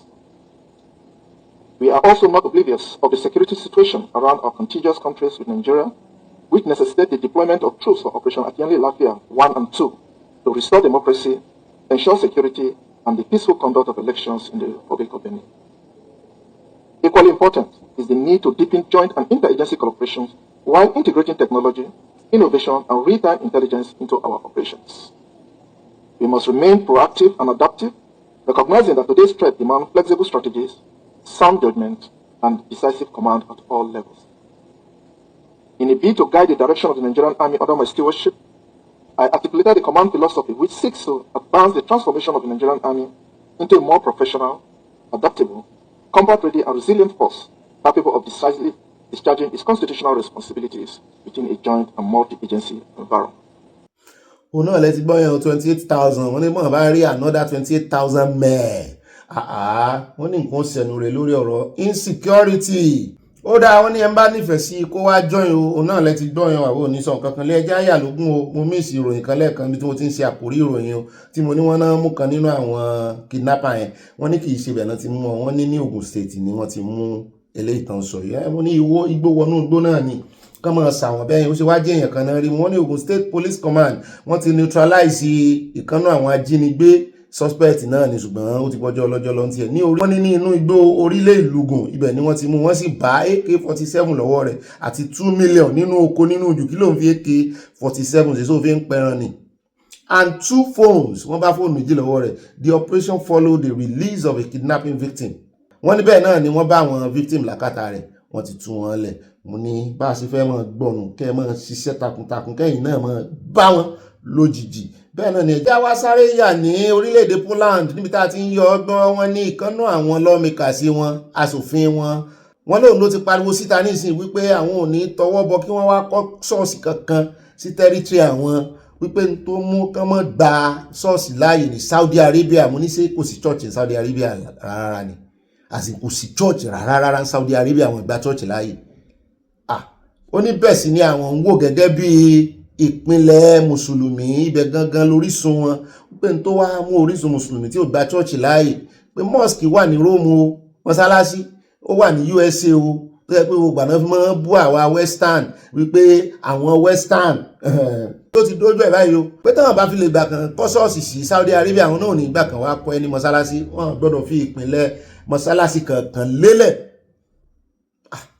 Mo ní ẹsẹ̀ ń sọjí lójú oorun yín ni. He argued that while migration continues globally and the public is urged to stay tolerant, reciprocity should apply to religious construction. Wípé náà lè ń bú wọn àwà tolerant wẹ́ ọmọ àwọn mélòó ló ń ya lọ sí ilẹ̀ Áfíríkà. Àwọn sì gbà nítorí wípé àwọn baba ńlá àwọn náà ń tẹ́ ṣe láfíríkà tán kó àwọn èèyàn lẹ́rú nítorí ẹ̀ làwọn ṣe ń fọwọ́ ẹ̀rọ mú ṣùgbọ́n ẹ ti wá fẹ́ mọ́ tún ba ilẹ̀ àwọn jẹ́. Wọ́n ní ọ̀sán yìí ti wá fẹ́ mọ́ ọmọ jù yóò sọ lọ pàápàá jùlọ lórí ọ̀rọ̀ ẹ̀sìn. Ó ní no Saudi funded mosque in Europe unless Poland can build a cathedral in Saudi Arabia. Torí wọ́n ní oúnjẹ bẹ́ẹ̀ nípa àwọn Saudi wọ́n kówó wá ìmọ̀ pé owó táwọn bá ń lọ mo gbọ́ pé wọ́n lọ Burkina Faso lẹ́nu lọ́lọ́ iná last year tí yẹn yarí fún wọn wípé irọ́ òun ò fẹ́ kẹ́ wá kọ́ mọ́ṣáláṣí ẹ wá kọ́ ibi tó ti ń tún fóònù tó ti ń ṣe fóònù ibi tó ti ń ṣe mọ́tò tẹkinọ́lọ́jì làwọn bẹ́ẹ̀ owó tó sì fẹ́ kólẹ̀ kì í ṣowó kékeré. Saudi Arabia náà níyẹn lọ́wọ́ àwọn ọmọ owó fún yẹn dáadáa láti propagate ẹ̀sìn tó bá tiẹ̀ wá jẹ́ ẹ̀sìn àlàáfíà tí àwọn ń lò ń bẹ̀ náà propagate bá dá káwọn èèyàn pé nítorí ká ní Iran ni nǹkan ogun náà kò fún yín kì í ṣòwò ṣùgbọ́n àwọn eléyìí ti yarí báyìí wípé àwọn ò ṣe o àwọn gbọ́ ni àwọn ò gbà pé ẹ mọ̀ kó owó wà àwọn ò nídìí owó yín láti wá fi kọ́ mọ́ṣáláṣí àwọn náà lówó tán lè fi kọ́ ṣọ́ọ̀ṣì sí Saudi Arabia tẹ́ ẹ bá fẹ́ káwọn fọ́ǹdì yín ẹ fọ́n lẹ̀ ó dá ikú ojú kan lọ ojú wa náà lọ ẹjẹ́ àyà nínú fọ́nrán tí mò ń wò yìí níbi táwọn mùsùlùmí kan ti ń gbèjà àwọn àfáà wọn wípé ẹ wá gbogbo ẹ̀yin tẹ́ ń tàbùkù àwọn nítorí gúnmí wálẹ̀ Yorùbá tẹ́ ń bú àwọn àfáà tán gbọ́n lálejò wọ́n ní bàbá Akeugba Gold náà sọ̀rọ̀ àmú ọ̀rọ̀ wọn wá ní ìṣesùmọ́ ká tó mú wá ká kọ́kọ́ fún bàbá Akeugba Gold àti àwa tá à ń rìfà ohun tó ṣẹlẹ̀ lẹ́nu lọ́lọ́ yìí tá à ń jò mọ́ ti gúnmí tó wá wípé ẹ wá wo àwòrán Gúnmi o pé ọ̀dọ̀ àwọn àfáà nìkan kọ́ ló wá o ẹ wá wo ibi tó ti bá bàbá Ọbásanjọ́ ya fọ́tò wípé kì í ṣe ọ̀dọ̀ àwọn nìkan ló wá mo ní sórí ìbá bàbá Ọbásanjọ́ sí mítìn ṣé bí ẹlẹ́mbẹ̀hún ló ṣe wípé tóun wálẹ̀ Yorùbá kóun yà lọ́dọ̀ wọn kóun kí àwọn èèyàn kọ̀ọ̀kan ṣé gbogbo èèyàn náà ló wá gbà lálejò ṣé gbogbo èèyàn ló lè gbà lálejò ẹ̀yin tẹ́ ẹ bá ṣe mítìn kí lẹ ṣe pẹ̀lú èèyàn ìlà bí yín. Mo rá àfáà kan náà tán tutọ́ sókè tán fojú gbà fúnra ara wọn báyìí náà wípé wọ́n ń dárúkọ àwọn lọ́jọ́ sí àbá tá a gbé wá ń jẹta àbánà la gbé wá tó ń fìwé hàn wá ànání tó ń fìwé hàn wá wípé wá wò ó kí là ń pariwo lé àwọn lórí sí o rábítà gbogbo àwọn èèyàn ló mọ̀ sí o pé Gúnmi ń bọ̀ gbogbo àwọn àfáà lẹ̀ Yorùbá náà mọ̀ sí o kí là ń àfáà yẹn náà. Mo rò pé ìkan náà àwọn ọmọ blogger ìyẹn tí ò lè pò lójú yóò ti sọ̀rọ̀ ó ti sọ̀rọ̀ sí ní wá ń dá lóhùn ṣùgbọ́n ẹ jẹ́ wá yà lọ́dọ̀ bàbá Akeugba Gold wọn náà fẹ́ fẹnu sọ̀rọ̀ yìí yóò fi yí àtòrí àfáà náà. Ẹ káàbọ̀ padà ẹ jẹ́ àyà lẹ́kọ̀ọ́ padà níbi tá a ti ń gbọ́ tán sọ wípé gbogbo ariwo tí Desmond Elliot ń pa wípé sóun nìkan ni pé kó kálé ní èjì ẹ̀ta ẹ̀rin àrùn ẹ̀fọ́ gbogbo àwọn tí wọ́n jọ tọwọ́ bọ ìwé tán fẹ́ yọ ọba sá lọ́jọ́ náà wọ́n ní àwọn tí ń rí wọ́n ní ẹ̀kọ́ tí ń fojú mímú hàn wọ́n ló ń jọ bí ẹni pé kò sí èyí tó máa padà sílé aṣòfin nínú wọn lẹ́kọ̀ọ́ mo ní ṣe lóòótọ́ wọ́n ní lóòótọ́ o lémi ò mú ọkọ wọn ò sì fẹ́ mọ̀ wọn kan padà lẹ́dùnmọ́ aṣòfin ẹjá fẹ́lẹ́ ìkáde gbogbo Abala Sanawole ńlẹ̀ ká tó káde Abala Sanawole ńlẹ̀ ẹjá kọ́kọ́ bá àwọn aláyọ̀yọ̀ mọ́ mi Dorcas Jalo ṣe wà mẹ́rin club wo ni ti yín bá mi òkè ńlá Adédọ̀tún mo mọ̀ wípé Arsenal làwọn gbọ́ ẹ̀yin ọmọ Arsenal dà Arsenal ọwọ́ yín dà ẹ jẹ́ ká rọwọ́ yín o wọ́n lẹ́yìn lẹ́ win after 22 years. Arsenal win Premier League after Man City draw at Bournemouth. Abaya 22 years of waiting. Wọ́n ní ẹ ti break jíǹsì o 22 years. Ọlọ́run yọ ẹ́ tó yẹ pé Manchester àti Bournemouth wọ́n lè draw ni o. And it's a go. He's passing the ball to Dorcas Jallo, from Dorcas Jallo to Kinlade Dotun, from Kinlade Dotun. He passed it to Oriola Oriz. Oriola Oriz want to score. Elea is the goalkeeper, is the goalie at the goal post. And Cipriano take the ball and pass to me, and I scored the ball. Mi ò ṣe club kankan, club àwọn ọmọ mi mú wa, àárín wọn mú wa, ọ̀pá kọ̀ọ̀kan péke. Ẹ jẹ́ wá ìfẹ́lẹ́ ìkáfikáde gbogbo rẹ̀ lẹ́yìn tí mo ti ń gbọ́, àti bí last week mo ti ń gbọ́ wọn ní gbogbo àwọn òṣìṣẹ́ Nàìjíríà lájọ pàápàá jùlọ àwọn ministries, wọ́n ní wọ́n fẹ́ migrate, wọ́n níbo náà ń lọ, wọ́n náà fẹ́ migrate from paper to paperless. Mo lẹ́ẹ̀ tún bẹ̀rẹ̀ bí mínísítà Olúbùnmi Òjó bó ṣe migrate nìyẹn o, nǹkan rẹ̀ sì ni o, tán migrate lórí ọ̀rọ̀ passport from paper to paperless, from contact to contactless. Àròjútu rẹ̀ o, ìwọ̀nba àwọn ọmọ Nàìjíríà náà rí contactless yìí ṣe o. Àwọn èèyàn ṣàròyé lórí ọ̀rọ̀ contactless yìí pàápàá jùlọ across Europe. Ẹni àwọn ti London ti ẹ̀sìn rí ṣe díẹ̀díẹ̀, bó ti jẹ́ pé àròyé pọ̀, ṣùgbọ́n ṣé ẹ rí ní Europe bí gbogbo àwọn tó ti ṣe contactless láti last year, kò sí kankan nù wọn torí contactless ìgbà ó há ni o. Wọ́n sì wò, wọ́n ṣe nǹkan kan sí, wọ́n rojútu ẹ̀, wọ́n dáhùn kankan lóhùn bó wọ́n ní bọ́n pé wọ́n ní dáhùn, èyí tó bá dáhùn á kàn ní àwọn ṣiṣẹ́ lé lórí òfò ọjọ́ kejì ọjà. In fact, àwọn tí mo wo interview wọn gan tán náà lọ embassy lákàtà tí wá ń bì, ọ̀pọ̀lọpọ̀ wọn contact náà rè ń ṣe. Wọ́n sọ bí ẹni wípé kò sí contact mọ́. Contact lọ́pọ̀lọpọ̀ wọn rè ń ṣe. Gbogbo àwọn tán náà ṣe contactless lórí phone successfully rọ́ ni òfò ọjọ́ kejì ọjà. Àwọn tán bá sì wà dé embassy, àwọn yóò dán lóhùn. Tán ló ràn yín contactless yìí ṣe, wọ́n dán lóhùn. Olúbùnmi tó sì ń pariwo contactless nísìn, ó ti go silent. Ṣé wọ́n sọ wípé wọ́n ní rúùmù tí wọ́n ti máa yẹ gbogbo ẹ̀ wò? Kò sí láríjà kankan tó bá ti dáwọ́lé báyìí, wọ́n máa fi bà nǹkan jẹ́ ni.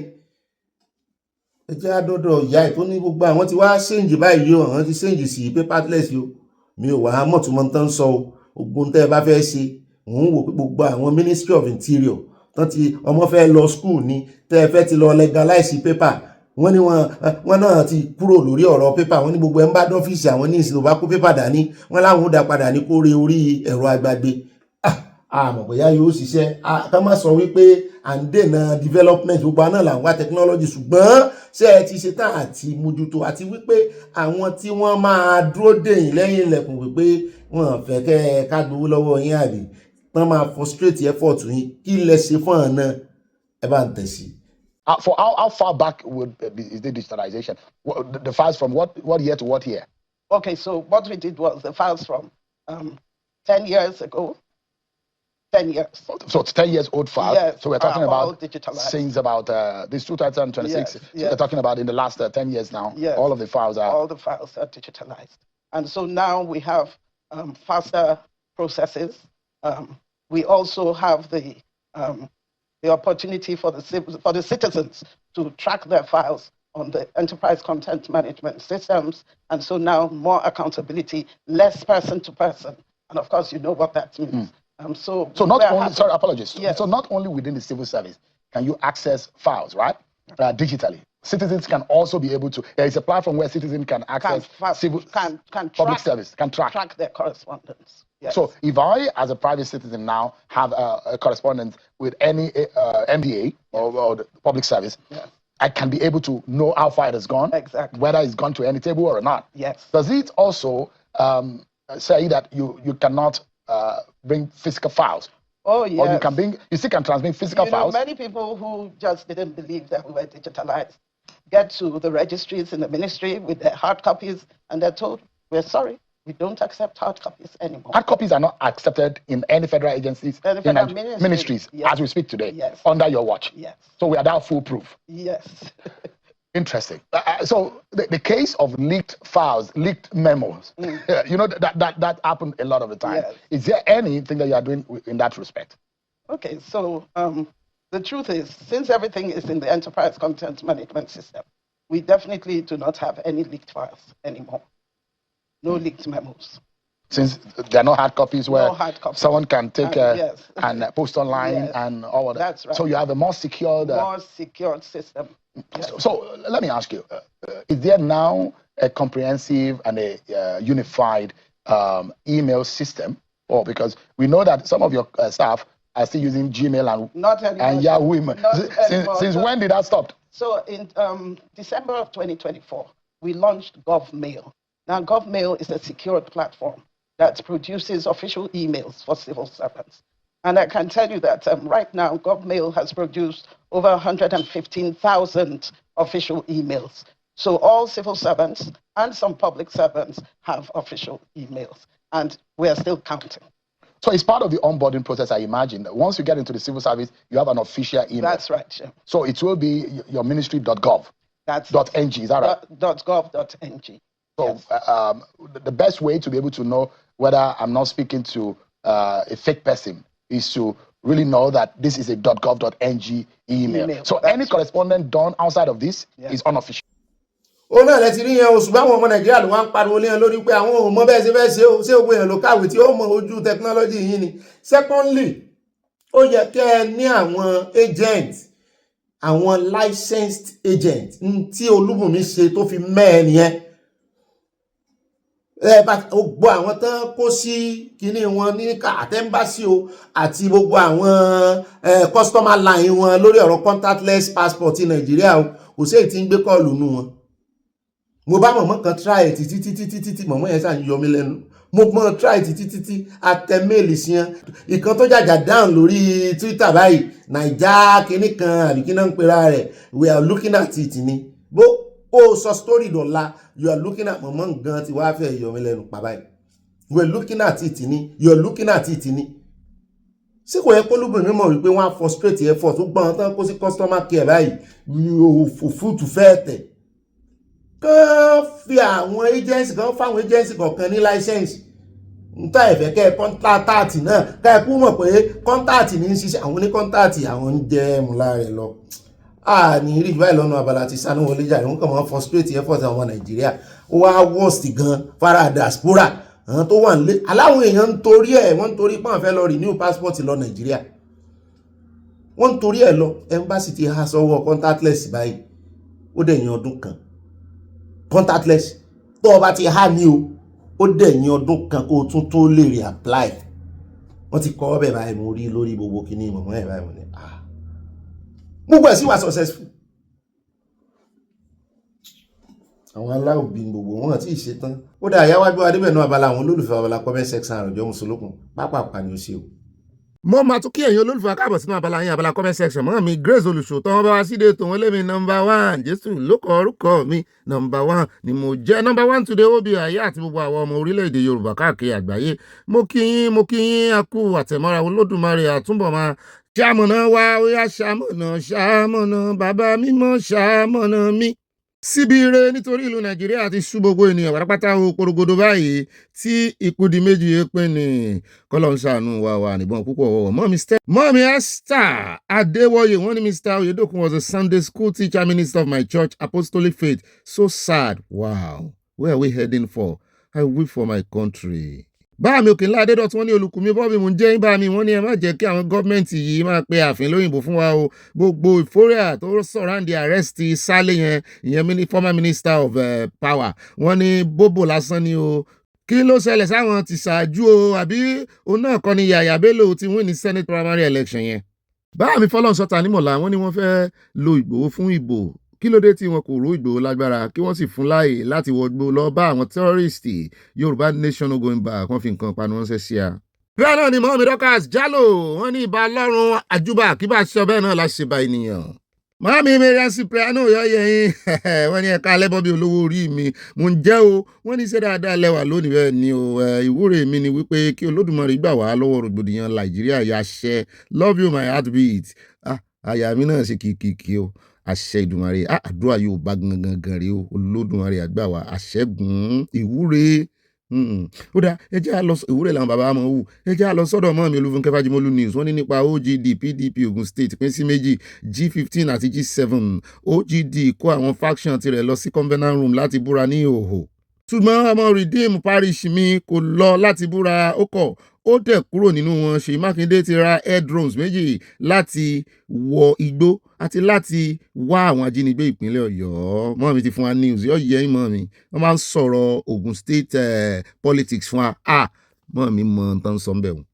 Mo ti dọ́dọ̀ ẹlẹ́yà mi ọ̀hún nípa tó yẹ kí n fi mẹ́sẹ̀jì yín ṣe tẹ̀léńtẹ̀lé ti ìyàwó mi Cypriano ni wọ́n ní ẹ̀ka lẹ́ gbogbo ilé aláyọ̀ kọ́lọ́run gbà wá lọ́wọ́ ìròyìn burúkú gbogbo ìgbà. Ọkọ mi olóríire báwo níṣẹ́ lónìí iṣẹ́ dáa ìyàwó mi méjèèjì ń béèrè iṣẹ́ lọ́wọ́ mi. Ààbò Ọlọ́run adájú lórí wa. Love you babe, love you too.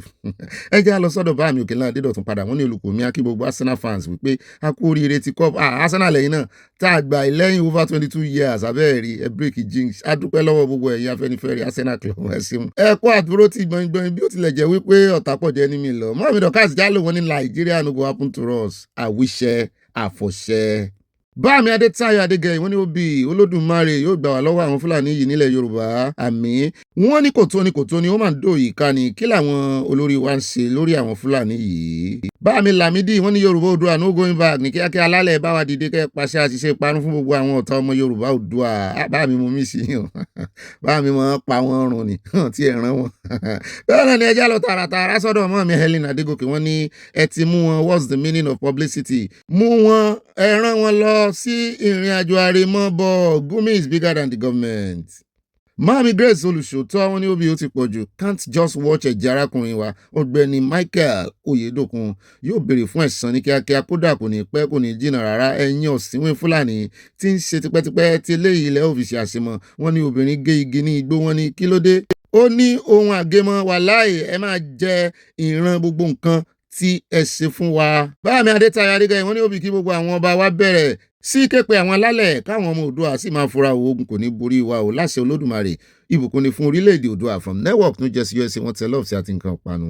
Báàmí Abdulrahman Káfí wọ́n ní òbí àyà ẹ̀ bá wa polongo fún protest káàkiri ilẹ̀ wa dé ọ̀dọ̀ baálẹ̀ ọba gómìnà abúlé àti ìlú gbogbo pẹ̀lú billboards ní ìgbà protest títí ìjọba máa fi gbé ìgbésẹ̀ ìdáàbòbò tó dájú ní ilẹ̀ wa. Olúrẹ̀mí Abíóyè mọ́mi Yorùbá pẹ̀lú àṣehàn ẹ kú iṣẹ́ takuntakun Ọ̀gbẹ́ni Bobby Ọlọ́run ní í ṣe mọ́mi ẹ ṣeun wàwa náà sọ bẹ́ẹ̀ o. Báàmí Fọlọ́nsọ̀tà nímọ̀ làwọn ní Ọ̀gbẹ́ni Bobby àwọn ìjọba àti àwọn tó wà nípò aláṣẹ ló ṣekú pa àwọn Yorùbá. Asán yóò ké ẹ̀san náà fẹ́ kọ ẹ̀san yóò ké lórí àwọn ọ̀dàlẹ̀ wọn tẹ lọ́ọ̀fù àti nǹkan panu. Wọ́n rẹ̀ Esther tó sàn yà wọ́n ní òbí ẹ̀ka alẹ́ o Ọ̀gbẹ́ni ẹ kú iṣẹ́ takuntakun Ọlọ́run lẹ́yìn kí ó yẹ kí wọ́n lọ gbé Gumi àwa náà sọ bẹ́ẹ̀ nítorí wọn gbé eléyìí ni ó ṣe ní ẹnu láti sọ̀rọ̀ Yorùbá nation no going back. Mo rí gúgúrú tẹ fi ránṣẹ́ ọmọ mi o wọ́n tẹ lọ́ọ̀fù sí ẹnu mi ò ti ẹ̀rín oúnjẹ lórí ọ̀rọ̀ bàbá yìí. Bẹ́ẹ̀ náà ni ẹja lọ sọ́dọ̀ mọ́ mi Fúnmilọ́lá Bello wọ́n ní Ọ̀gbẹ́ni Bobby ọkọ̀ wa kọ̀ǹfàmù rẹ̀ kí wọ́n tó sẹ́ndì ẹ̀ bẹ́ẹ̀ ni adùn ló máa gbẹ̀yìn ayé yín tọmọtọmọ orílẹ̀-èdè Nàìjíríà ti di rúdurùdu gbogbo nǹkan tí CSA ń sọ ló wá ń ṣẹlẹ̀ báyìí o bí wọ́n tẹ lọ́ọ̀sì amúrọ́gẹ̀dẹ̀ bẹ́ẹ̀ náà ni mo rí àgbàdo òjò wáìnì náà wà ń bẹ́ẹ̀.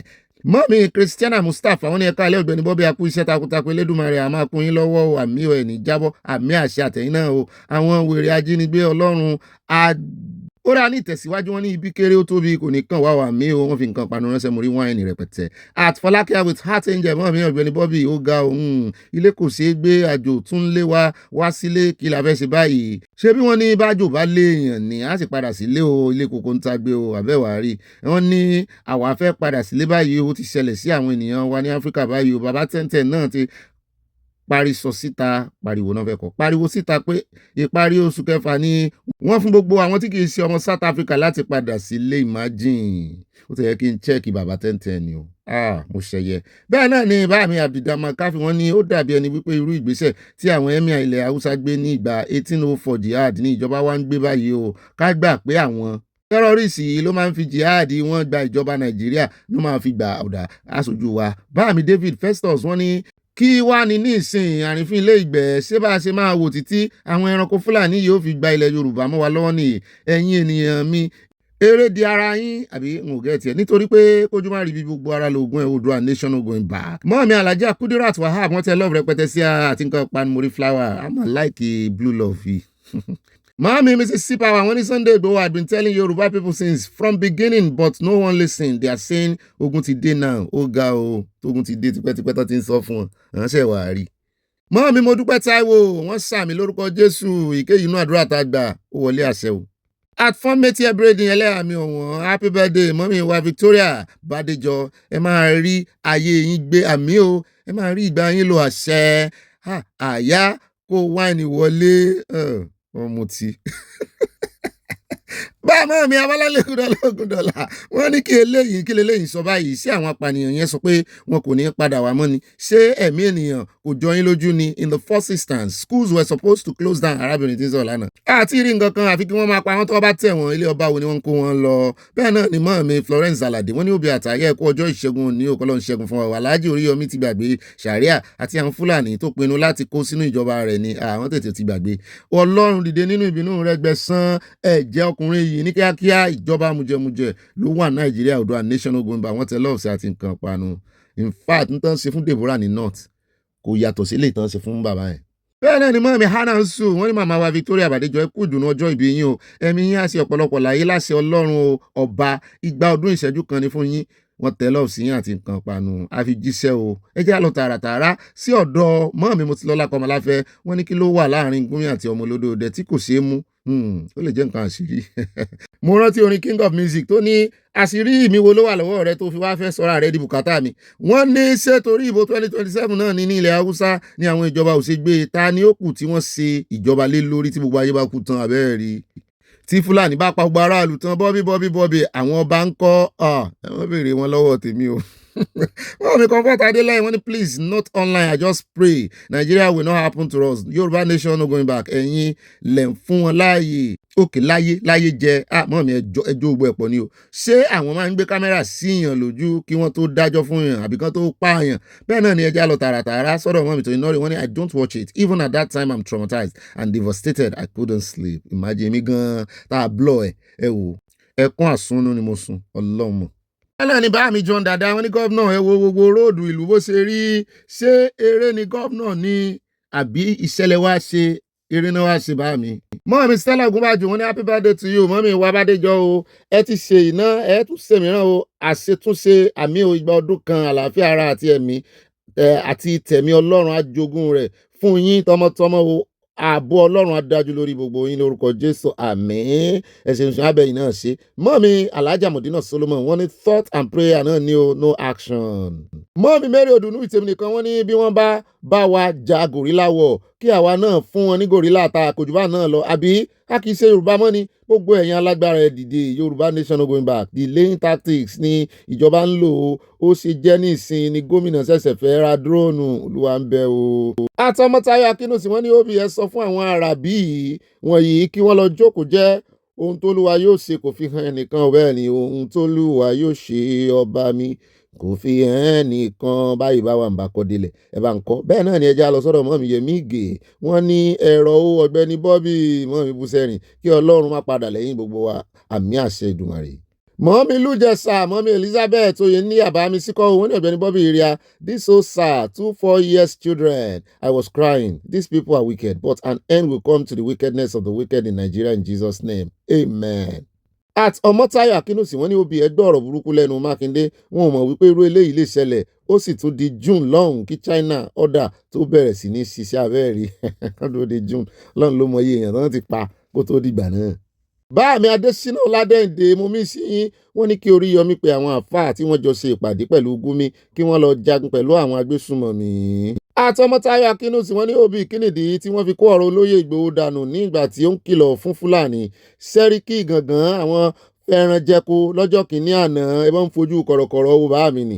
wọ́n lé olóòótọ́ ìlú di ẹni ẹ̀yìn òní kò yé mi àbọ̀ àjẹ́ndà Fúlàní rèé o àbọ̀ ni o. ńgbà tí ń pariwo ń gàngàn lọ́jọ́ sí gómìnà kankan kó jáde kó dá sí kó gbè lẹ́yìn kó tì lẹ́yìn. bẹ́ẹ̀ náà ni báàmì Adésínà Ọládẹ́ǹdè wọ́n ní òbí Olúwa gbé ẹlẹ́kẹ̀ abínú ẹni àṣẹ wàá o alábùkún ni fún ìyá tó bí ẹ wá báàmì ẹ ṣeun nítorí àdúrà ìyá rẹ ń gbà lórí rẹ tí yín náà ń gbà lórí mi o ìyá tí mo ní pọ̀ o àwọn bàámi náà wọ́n pọ̀ rẹpẹtẹ. bẹ́ẹ̀ náà ni Ọlọ́run ni bàbá gbogbo wa Adésínà Ọládẹ́ǹdè bàámi dáadáa orúkọ làápọ̀ aládé wọ́n ní òbí Olúwa fún ẹ ní ẹ̀mí gígùn àtàlàáfíà tó máa fi tọ́jú ìyá rẹ̀ àṣẹ wàá wọlé àṣẹ àwọn ọmọ tí yín ẹ̀mí wọn ogun tán fi tọ́jú yín o tí Oríyọmí Hamzat bá mọ̀ pé ogun ti dé please turn over àbáwájú Alájà Fausat Garba mo ti dọ́dọ̀ ni wọ́n ní ó Bobby ibà olóhùn iyọ̀ pẹ̀lú orin olóògbé Barrister tí a fi wọlé lónìí òun náà kò ní bàjẹ́ láíláàmì ìṣẹ̀lẹ̀ ìpínlẹ̀ Ọ̀yọ́ yìí ní agbára ò kí ìjọba àpapọ̀ àti gbogbo gómìnà ilẹ̀ Yorùbá tètè gbé ìgbésẹ̀ tó lágbára kí ìṣẹ̀lẹ̀ mìíràn má bàa tún ṣẹlẹ̀ o ní ilẹ̀ Yorùbá. Ìbánikẹ́dùn yìí ó tó gẹ́ ọmọ Léfì wọ́n tẹ lọ́ọ̀sì àti nǹkan apanújẹ́ ń padà sí Ìjẹ̀ṣà nílé ọmọ wa Òbòkúnrémi mọ́mí Elizabeth oyè níyà àwọn ní Ọ̀gbẹ́ni Bobby ìrìn àìbàkà síwájú happy birthday to àmọ́ ìbàdíjọ ọjọ́ yín máa túbọ̀ dalẹ̀ ní agbára Ọlọ́run olódòdẹ ẹ̀ẹ́dẹ̀ kó jágàmù jáde fún CSI kẹwàá òwe yóò padà àbí òní padà wọn tẹ lọ́ọ̀sì à bẹ́ẹ̀ náà ni ẹjẹ́ lọ sọ́dọ̀ mọ́mí Eunice Falaye wọ́n ní ẹ̀yin ọmọ ilẹ̀ káàrọ̀ òjìrè ẹ jẹ́ ká parapọ̀ ká fi ìmọ̀ ṣọ̀kan kí àwọn ọba wọ̀nyí jí ní ojú oorun wọn ẹ jà fún òmìnira ilẹ̀ wa iṣẹ́ wà fún ilẹ̀ wa fún ilẹ̀ ìbí wa ká ṣiṣẹ́ Oòduà nation no going back wọ́n tẹ lọ́ọ̀sì à láti Canada. Mo rẹ̀ tún láìkí ohun tí mo fi kà á yẹn ṣé kí n mọ̀ lò bẹ́ẹ̀. Mọ́mí Abọ́láńlé Ògúndọ̀lá wọ́n ní happy birthday mọ́mí Victoria age gracefully in good health wealth and happiness in Jesus Christ's mighty name congratulations ma wọ́n tẹ flower oríṣiríṣi nǹkan panumori wine love from Mama Dollar ẹjẹ́ àmọ́ kàbí ìgbà tá a bá ń polówó ó rìn sí mi lára ní bá a sì wọ́n kànú studio nù. Àtàdélẹ̀ Abímbọ́lá wọ́n ní sí ẹ̀yin alágbára ayé wọ̀nyí ò lè ṣe iṣẹ́ tí àwọn eléré ibú Fúlàní wọ̀nyí máa fi kọ ojú ìjà fún ara wọn ni tàbí kí wọ́n ran ara wọn oyin tàbí kí ejò máa bù wọ́n sán ni.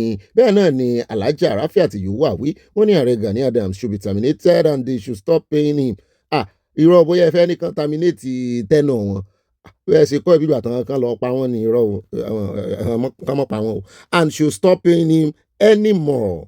Torí mo fẹ́ kọ́kọ́ ní bàbá ń jàbí kákúkọ o. Mọ́mí Tóyin Nọ́rì wọ́n ní some guys have been arrested and interrogated but still under investigation. Wọ́n sọ bẹ́ẹ̀ wọ́n ti ẹ̀nà tún pàkan báyìí mọ́júmọ́ wọ́n pàkan wọ́n bá AK-47 lọ́wọ́ ẹ̀ wọ́n bá 2 million lọ́wọ́ ẹ̀. Bẹ́ẹ̀ náà ni ẹja lọ sọ́dọ̀ àti tèmi Southern Nigerians please go on your knees in your different homes and call on God Almighty.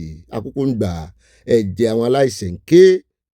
Àti Mabel Akínbọ̀bọ́lá wọ́n ní wọ́n máa ṣe o wípé ìran mi tàn Nàìjíríà Olúwa tu àwọn ará ilé tíṣà yẹn nínú Olúwa ọwọ́ agbára tí ẹ fi mú Shadrach Meshach àti Abednego kúrò nínú iná ìléwu ní kí ẹ fi mú gbogbo àwọn tí wọ́n kó lọ sínú ìgbèkùn ọmọ wẹ́wẹ́ wà ń bẹ̀ o from USA. Mọ́mí Stella Ògúnbàjò wọ́n ní níbo là ń lọ báyìí ní ìlú Nàìjíríà à ń lọ ilẹ̀ òmìnira Yorùbá ní sàlàwà ń lọ wọ́n pọ̀ ọmọdé wọ́n ń pàgbàlagbà ìtàjẹ̀ sílẹ̀ yìí ti pọ̀ jù Ọlọ́run jọ nínú àánú rẹ̀ wá gbàkóso. Àtàdélẹ̀ Abímbọ́lá wọ́n ní ayé tó tó àkámọ́ra ẹnu wọn lọ fà ẹnu wọn ló jẹ́. Ó dẹ̀ jẹ́ ń padà sí Ìjẹ̀ṣà ọ̀dọ̀ bàbá mi ọkọ mọ̀mọ́ mi Oyèníyà ni mo mírè bẹ́ẹ̀ wọ́n ní Ọ̀gbẹ́ni Bobby yẹn bàbá mi Joseph Oyèníyà ẹ kú iṣẹ́ takuntakun Ọlọ́run ní ṣiṣẹ́ rẹ̀ o wọ́n ní the news from Ògbómọ̀ṣọ́ is very disheartening and seriously condemned wọ́n ní ìpànìyàn àti ìjínigbé is being sponsored by Gumi and Tinubu allegedly bá mi kò sí Tinubu ń bẹ̀ Gumi lẹ lè fi sí. At Martin Adébọ̀wálé bàbá mi dáadáa yọ̀ yẹn kò ní yẹlẹ̀ wọ́n ní thank you my sister àti pariwo títí gbogbo wọn dákẹ́ bí olúndù. Alhaja mi Modina Solomon wọ́n ní they don't follow UN law ń bo. Mọ́mí Yẹmí Ìgè wọ́n ní ibo ni agbára Yorùbá ayé àtijọ́ wà ṣé kò sí ohun tí wọ́n lè ṣe sí àbáwọlé ìlú ni tàbí ilé ìwé kí alálẹ̀ mú wọn ó máa ṣe ò láyé àtijọ́ tí ò lè máa gbálẹ̀ títí tí onílé fi máa jí. Mọ́ mi kì í mọ̀ ṣẹ́bi wọn ìbúlẹ̀ ti fẹ́ rí oògùn ọ̀ríjínà èèyàn rìn yóò láàgùn bó jẹ́ pé gbogbo oògùn náà ti kó lọ ṣọ́ọ̀ṣì náà ti dànù bẹ́ẹ̀ ni èyí tó di mùsùlùmí ó ti dògùn ọwọ́ rẹ̀ nù. Bẹ́ẹ̀ ni ẹja lọ sọ́dọ̀ Mọ́mí Yẹmí Ìgè náà ni wọ́n ní wọ́n máa ṣe o.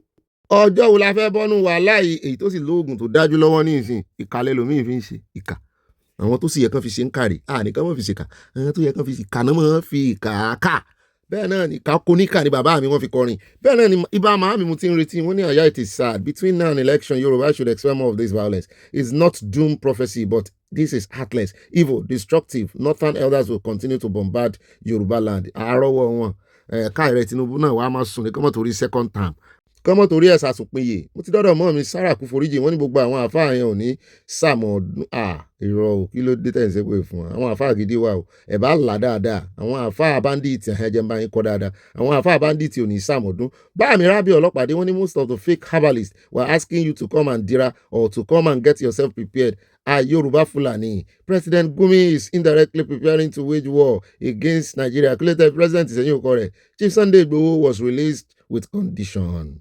At white timi bàbá mi dáadáa olórí ọ̀dọ́ wọn ní Ọ̀gbẹ́ni Bobby ẹ kú ètò Ọlọ́run ní tó mo ti máa sọ fún yín kí Elédùmarè wà pẹ̀lú gbogbo wa nílé aláyọ̀ àmì wọ́n ní ìbànújẹ́ ń gorí ẹ̀mí àwọn tó lójoojúmọ́ pẹ̀lú àwọn ìròyìn ìbànújẹ́ láti Nàìjíríà bàbá mi ẹjẹ́ mọ́kànkún bẹ̀ Elédùmarè wà gbàkóso wa ní Nàìjíríà ìdààmú àti òfò ti pọ̀ jù ń bẹ̀ o màámi Mary Odùnú ìtẹ́mi nìkan wọ́n ní gómìnà Ṣèyí Mákindé ẹ̀bẹ̀ lábẹ́ o kí ẹ bá wa lo gbogbo agbára yín láti gba àwọn tí wọ́n kó lọ yìí nítorí ọmọ kéékèèké ló pọ̀ nínú wọn o alálẹ̀ àti ìlẹ́yìn òní tí hàn lójú kọ́sàmù ti ra wọn lójú.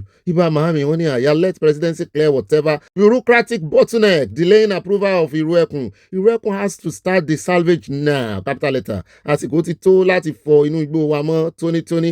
Our bush shouldn't be hideout for Fulani criminals. Wọ́n ti gbàgbó kan wọ́n ti mọ̀ pé USA ń bọ̀ abẹ́rẹ́ tán tún dáná yá wọn so wọ́n spread fast. Bẹ́ẹ̀ náà ni àtúrẹ́tẹ̀ mi ló wọlé wọn ní ẹ̀ka alẹ́ ó bí o bá mi mọ́ mi ẹ̀ka alẹ́ ìlérí ibú Gumi sọ pé ara wa ni àwọn apànìyàn yìí tí wọ́n ń pàréèdì ara pẹ̀lú ìbọn gé orí ọmọ ènìyàn pẹ̀lú àdá ló yẹ kí ó máa gbé láàrin ènìyàn àwọn ẹranko.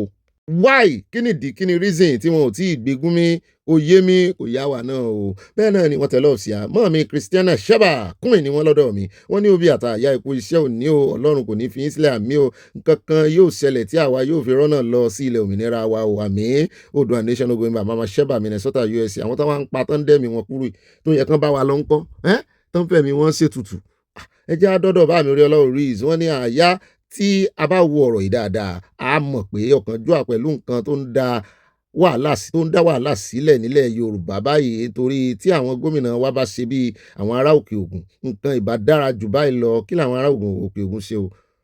Ìgbà tí Bódìjà ṣẹlẹ̀ la gbọ́ nípa First Bank ó tún ṣẹlẹ̀ báyìí ọ̀rọ̀ fighter jet ó ga orí Ọlọ́run rí from Dallas Texas abẹ́rẹ́ àgbọ̀ngàn fẹ́ ra fighter jet tẹ́lẹ̀ ń tàn wá ká mọ̀ tàn ra wa. Mọ́ọ̀mí Abọ́láńlé Ògúndọ́lá wọ́n ní Nàìjíríà WLD ṣé àwọn tó ń gun afárá tó já yẹn kò mọ̀ wípé wọ́n fi ẹ̀mí ara wọn wéwu ní Nàìjíríà jàgàjàgà Obi and my love àyà ẹ kú ìyànjú là ń gbà ó lórúkọ Jésù Nàìjíríà kò ní ṣẹlẹ̀ sí ẹnikẹ́ni nínú ilé aláyọ̀ yìí negatively àmì love from Amadola we love you too ayabanko love ìwọ ló kàn ó dáa àwọn sí ààrẹ ni at Ọlátúnbọ̀sún Adésínà Alábí wọ́n ní Gumi trained and graduated as a medical doctor Ọlá Alábí from Boston USA èmi ò mọ̀ tẹ́lẹ̀ mo rò pọ́n ní ó ṣiṣẹ́ nílé iṣẹ́ ológun tẹ́lẹ̀ ni bẹ́ẹ̀ náà ni báàmì Kẹ́hìndé Òsè ní Sàlémọ̀ ọmọ òwò olódò àwọn ní àṣẹ wà àṣẹ́gun o ní agbára gbogbo àwọn alálẹ̀ ilẹ̀ Yorùbá pátápátá o. Mọ́ọ̀mí Yẹmí Gè wọ́n ní olóyè tí wọ́n wá pè yín ẹ má lọ o máa jó lọ mò ń wẹ̀yìn rẹ lọ́rọ̀ ayé o bí wọ́n bá sì pè yín kẹ́rí wípé ohun èlò ó wà fún lílò ohun èlò yẹn ó yé mi náà ó máa ṣe o àti wọ one chance bó wọn ní 70 multiple chance Ọlọ́run ṣàánú wa o àfi ká tún yán gan ni o ọmọ mẹ́ta Mọ́ọ̀mí Fúnmilọ́lá wọ́n ní ó máa ṣe o Nàìjíríà àfìgbà tá a débi dúró nílẹ̀ Yorùbá àfìgbà tá a débi dúró bí wọ́n ṣe ń pariwo tó ó máa ṣe o I'm typing with a heavy heart I see it heavy hands and swollen eyes God please have mercy on your children.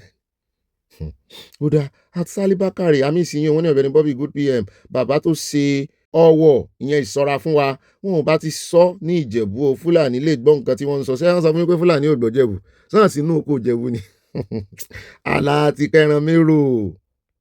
Àfàìlà ọjọ́ bọ́jọ́ bá la máa là o àfàìlà ọjọ́ bọ́jọ́ bá la máa là kedere ẹ sọ́dúnrin ó dààmú kí n káàbọ̀ padà gbogbo aláàlà láti Ọlọ́run Èdùmàrè àti jáwé gbégbé ayé ò ní gbàgbé wá síre bẹ́ẹ̀ náà ni àti jáwé tẹ̀tẹ̀ wọn ò ní tẹ̀wá rí o wọn ò ní tẹ̀wá mọ́lẹ̀ láti Ọlọ́run Èdùmàrè àti jáwé ọlá òun ló wá dífá fún ìròyìn ọlá nítorí báyẹn wọ́n bá pín kó kalẹ̀ kó kakò ẹ̀ ń bá ní nǹkan tó ní àní tó àti àníṣẹ́kù ni wọ́n pín ẹ wà generous pẹ̀lú ẹ bá pín kó kalẹ̀ kó kakò ìmọ̀ràn yìí náà sí kókó lẹ́yìn tẹ́ ti jókòó tẹ́ ti wá nǹkan tẹ́ mọ̀ sọ̀rọ̀ àjìjà ni o kẹ́ ẹ mọ̀ gbádùn sí lọ́rùn ká mọ̀ fẹ́ lójú gbogbo bí tá a ti mẹ́nubà níkọ̀ọ̀kan ìjèjì alákọ̀ọ́kọ́ ń bẹ̀ ẹ já bẹ̀rẹ̀ látọ̀yọ́ Ọ̀yọ́ state ẹ já kọ́kọ́ fún yín ní update lórí ibi tí ìgbésẹ̀ dádúró títí di bá a ṣe ń sọ̀rọ̀ yìí wọ́n ní wọn àti ìrèyàn kankan mú nínú wọn o wọn sì tí ì gbọ́ látẹnu wọn pé bóyá iye báyìí la fẹ́ gbà bóyá ń sọ̀rọ̀ lábẹ́lẹ̀ ni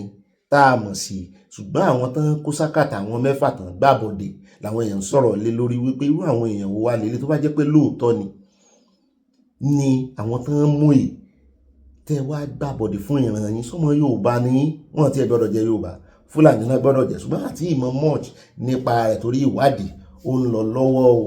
ṣùgbọ́n ẹ̀bẹ̀ tí gbogbo àwọn ẹgbẹ́mọdé àti gbogbo àwọn fìjìláńtì ń bẹ̀ náà ni wípé àti ẹ̀rí fọ́nrán bàbá kan ájù sí ní ìsinmi tó ti sọ wípé ti wọnú igbó lọ kó tó di wípé ọ̀rọ̀ dariwo gan ní kété tó ṣẹlẹ̀ kí mẹ́ta nínú àwọn mẹ́ni àwọn náà padà mẹ́ta náà pa lọ́yọ̀ọ́ nínú àwọn fẹ́ẹ́rẹ́ kó àwọn ọmọ yẹn jáde láwọn ọ̀dẹ pé àwọn mojú ẹ̀ ní ìdí ìrànlọ́wọ́ ní ìdí kíjọba kan ró àwọn lágbára. à ń lọ inú bó àwa tá èmi yìí mọ ẹsẹ Tinubu délé láfẹjùmọ ẹni àwa tá a lọ níjẹta wọn tún pa ẹnìkan lánàá wọn pààyàn méjì nínú àwa tá a tún lọ.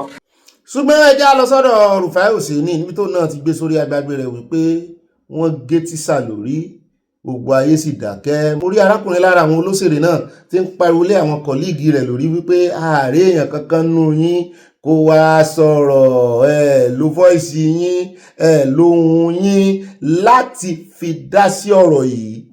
kán tiẹ̀ wà láàrin àwọn tí wọ́n kó àwọn ọmọ wọn lọ farmer ó ní ọmọ mẹ́rin náà kó lọ ó ní I wish I never sent them to school that day. Ọ̀yọ́ pharmacist 4 children, daughter-in-law, infant, grandchildren abducted in school attack. Kì í sọmọ rẹ̀ nìkan àti ọmọ àti ìyàwó ọmọ rẹ̀ tó gbọ́mọ pọ̀n ń gbogbo wọn náà kó lọ nínú ẹbí kan. Àwọn èèyàn sì dákẹ́. Àwọn èèyàn sì ti ń bá iṣẹ́ wọn lọ bí ẹni pé ó normal, bí ẹni pé ìyẹn náà ti kọjá lọ nìyẹn. Alápariwo léyìn lórí àfẹ́sàrí àlẹ́ Yorùbá ẹ mọ́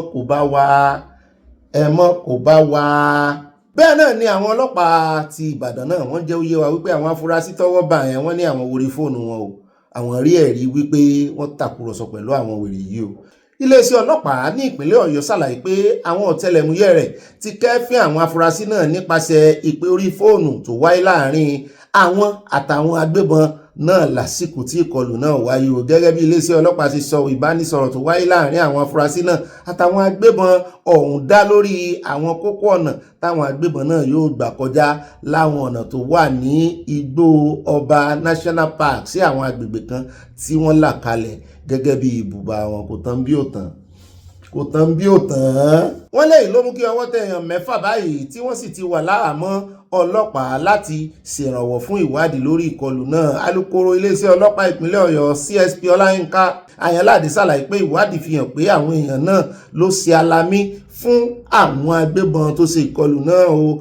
Bákan náà ni alukoro iléeṣẹ́ ọlọ́pàá ní ìpínlẹ̀ Ọ̀yọ́ ṣàlàyé pé ìfọ̀rọ̀jomitoro ọ̀rọ̀ lórí ọ̀nà tí àwọn agbébọn náà yóò gbà láàrin Igbó Ọba tó wà lágbègbè náà láti dé ibùba wọn ló ń lọ lọ́wọ́. Ṣùgbọ́n àwọn ọmọ Nàìjíríà wá ń béèrè wípé kán fojú wọn hàn. Mo ní ẹ má jẹ́ kán fojú wọn hàn nísìn, ẹ jẹ́ kán parí ìwádìí wọn. Kán fojú wọn hàn kọ́ ni ó solve problem, ẹ jẹ́ kán parí ìwádìí wọn. Ṣùgbọ́n bẹ́ẹ̀ náà ni àwọn Àgbẹ̀kọ̀yà náà pariwo síta wípé ẹ̀yin lẹ ń fìyà jẹra yín ẹ̀rọ wọn lágbára. Nǹkan kékeré ni ọ̀rọ̀ yìí tí àgbàlagbà fi ń jẹ̀kọ abẹ́ ewé ló wà. Wọ́n ní àwọn táwọn bàbá àwọn táwọn jogún bá lọ́wọ́ àwọn bàbá àwọn tán fi fojú Fúlàní gbolẹ̀ lọ́jọ́ sí wọ́n ló sì wà lọ́wọ́ àwọn ọmọ. Wọ́n ní ààrẹ ẹgbẹ́ Àgbẹ̀kọ̀yà Solidarity Movement of Nigeria Bankole Ahmed ti sọ pé ẹgbẹ́ náà lágbára láti lé àwọn jàǹdùkú agbébọn tó ń ṣọṣẹ́ kúrò ní gbogbo ìpínlẹ̀ Yorùbá láàrin oṣù kan péré. Pé ẹ dá táìmù sí àbí mo sọ wá lè tó yìí ni àwọn fún yín lóṣù kan àwọn challenge yín gbogbo eléyìí tẹ̀ ń láàgùn lé lórí tẹ̀ ń náwó tẹ̀ ń rí ìra helicopter. Wọ́n lẹ́ẹ̀ ní ìdí helicopter ojú tó lé ojú tó kó oògùn wà ẹ̀kàn kó nǹkan jágàmù náà lọ́wọ́. Nínú ìfọ̀rọ̀wánilẹ́nuwò tí ó ṣe pẹ̀lú ilé ìwé ìròyìn kan, Ọ̀gbẹ́ni Ahmed sọ pé àwọn ọdẹ àtàwọn fìjìláńtẹ́ lè jọ ṣiṣẹ́ pọ̀ láti lé àwọn jàǹdùkú agbébọn afẹ̀míṣòfò tó ń jí àwọn èèyàn gbé pa owó ní ilẹ̀ Yorùbá. Ààrẹ Àgbẹ̀kọ̀yà ní lọ́pọ̀ ìgbà làwọn ti kọ lẹ́tà sí ìjọba lórí ètò ààbò tó mẹ́ẹ̀ wípé àwọn ṣetán láti ṣèrànwọ́ lórí rẹ̀ tí àwọn sì wà lójúfò ṣùgbọ́n ìjọba ò dán lóhùn wò. Nǹkan tí wọ́n bá pè wá sí ni a máa dá sí tí bàbá mi náà fi dáhùn sí náà. Ṣé wàá rí pé ìjọba ni ò tí ì ṣetán báyìí? Ṣé wàá rí pé ìjọba ni ò tí ì ṣetán? Ìbà Gani náà sọ wípé collaboration wọn dán lóhùn. Intention oníkálukú yàtọ̀ lóòótọ́ ṣùgbọ́n ẹ jẹ́ á sọ̀rọ̀ lórí ìjọba tí ò dáhìn náà. Nígbà táwọn èèyàn yín náà lè ṣe ẹ kó mọ gidi ní lọ́wọ́. Àbí èmi ò mọ ohun tí a tún fẹ́ sọ lórí ọ̀rọ̀ yìí o, kò sí lọ́wọ́ èèyàn mọ́ o. Ẹ mọ́ pé èèyàn kankan sí mẹ́tí ẹ̀ mọ́ dàákọ Sunday Igboho sí nǹkan kan wọn mọ́. Àfi tó bá jẹ́ wípé wọ́n ṣe tán sì sóòpọ̀n ṣe tán kò jù bá náà lọ. Àwọn tí Ìbà Gani náà ń sọ bẹ́ẹ̀, àwọn tí Àgbẹ̀kọ̀yà ló tún sọ̀rọ̀ yìí. Gbogbo tọ́rọ̀ bá dádé dúró sá tán bá rí wọn gbàálẹ̀ àmọ̀ jẹ kẹgbọ́ ṣùgbọ́n nínú gbogbo ẹ̀ ju gbogbo ẹ̀ lọ wọ́n ní ìjọba ló fèlè aráàlú. ẹlẹ́ẹ̀kejì ń bẹ ẹ jẹ́ á lọ sórí ọ̀rọ̀ ọ̀gá NEPA tí wọ́n fi ọwọ́ òfin mú ti ń sá kiri. wọ́n ní Sàámú rẹ̀ gbẹ̀rún Sàámú rẹ̀ ò lè sá mọ́ EFCC lọ́wọ́. wọ́n ti wá mú báyìí wọ́n mú òun àtòjìjì rẹ̀ ní o wọ́n kó handcuff sí lọ́wọ́ báyìí òjìjì rẹ̀ náà handcuff wà lọ́wọ́ rẹ̀ mo ní EFCC ń padàn bó lẹ́ẹ̀sì fi handcuff síyàn lọ́wọ́ tá a sì tún wo òjìjì rẹ̀ náà tá a tún bá handcuff lọ́wọ́ rẹ̀. àyà rẹ̀ ìwọ ọ̀gá mi alábòsí ni ọ ìwọ ọmọọṣẹ́ mi náà alábòsí ni wọ́n náà ọmọ ká mi jù. ẹ bá ń tẹ̀sí ẹjá gbọ́n lẹ́nu bọ̀dà Jídé òtítọ́jú wọ́n tú àṣírí arákùnrin gan. I know that area very well, where he was hiding, with Gaza. So densely populated part of town, one of the most densely populated communities, not just in Kaduna, but the whole of Nigeria. So he must have thought that, look, nobody will get him here. But if you had your day in court, you should know that one day you will come to judgment. And to then run away, refuse to show up for that sentencing to happen. I mean, it just showed that this sort of person shouldn't have been anywhere close to becoming a minister of the Federal Republic. It was a mortal error to make this kind of person, not just because of the quantum of money he's accused of stealing. Look at the hydro plant project is in the state. We complain that this project has been there since the Shagari, the Mambila, yes, the Mambila hydro power project. Now, when the people of Taraba State had the opportunity to produce a minister of power, they must have thought that that problem would be solved. Yes. But he got there, and the money that was supposed to be used, money that was appropriated for that project, he helped himself to the money. That's what we've seen. Thereby robbing your own state of an opportunity to his own state. That's right. To execute such a gigantic project. That Mambila site, it is 5 times the size of Lagos. And allowing that project to see the light of the day will have created new towns, new jobs, and all that. But because of people like this, that project didn't take off.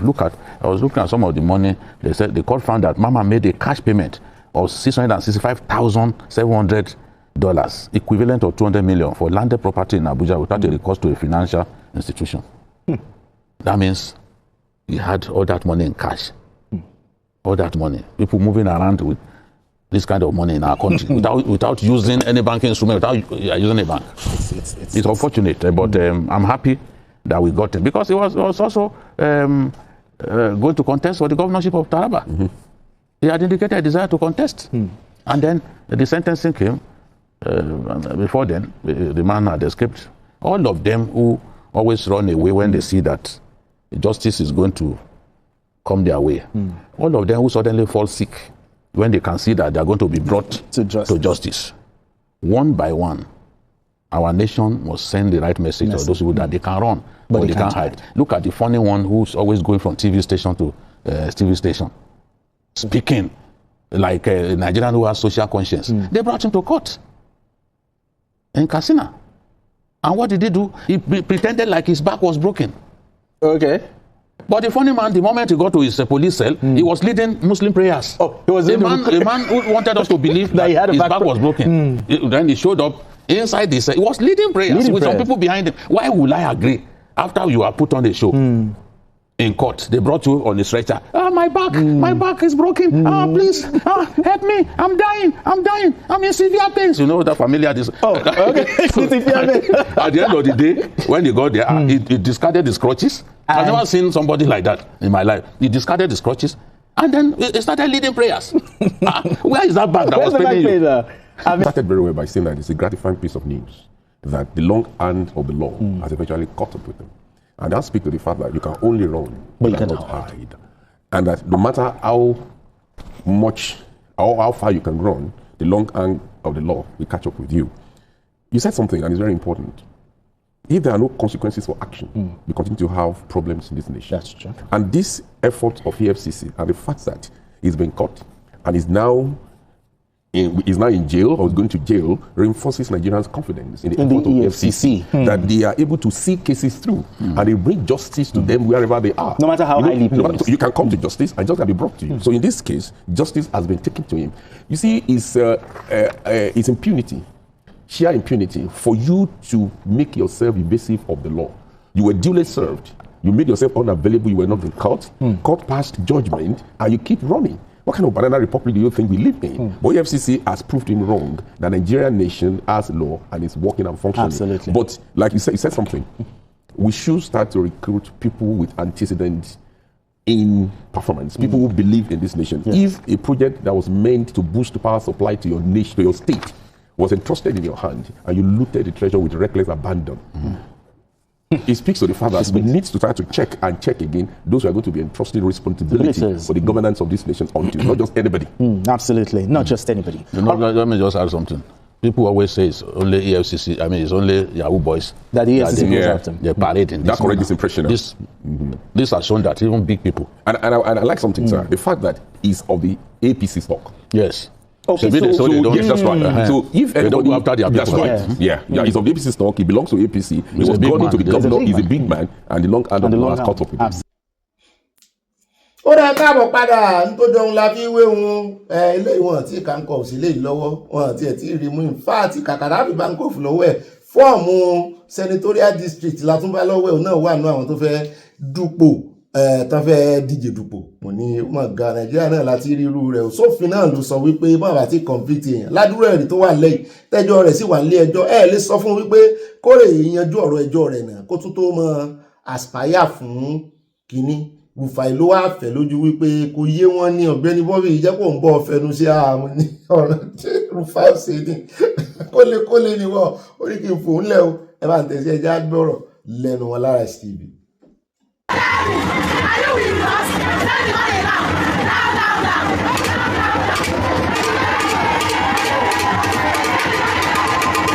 Over an alleged 80 billion naira money laundering case. However, the former governor retains his rightful eligibility to run for office, as allegations do not equate to convictions. Well, he's now potentially facing Senator Natasha Akpoti-Uduaghan, who will be running under the People's Democratic Party.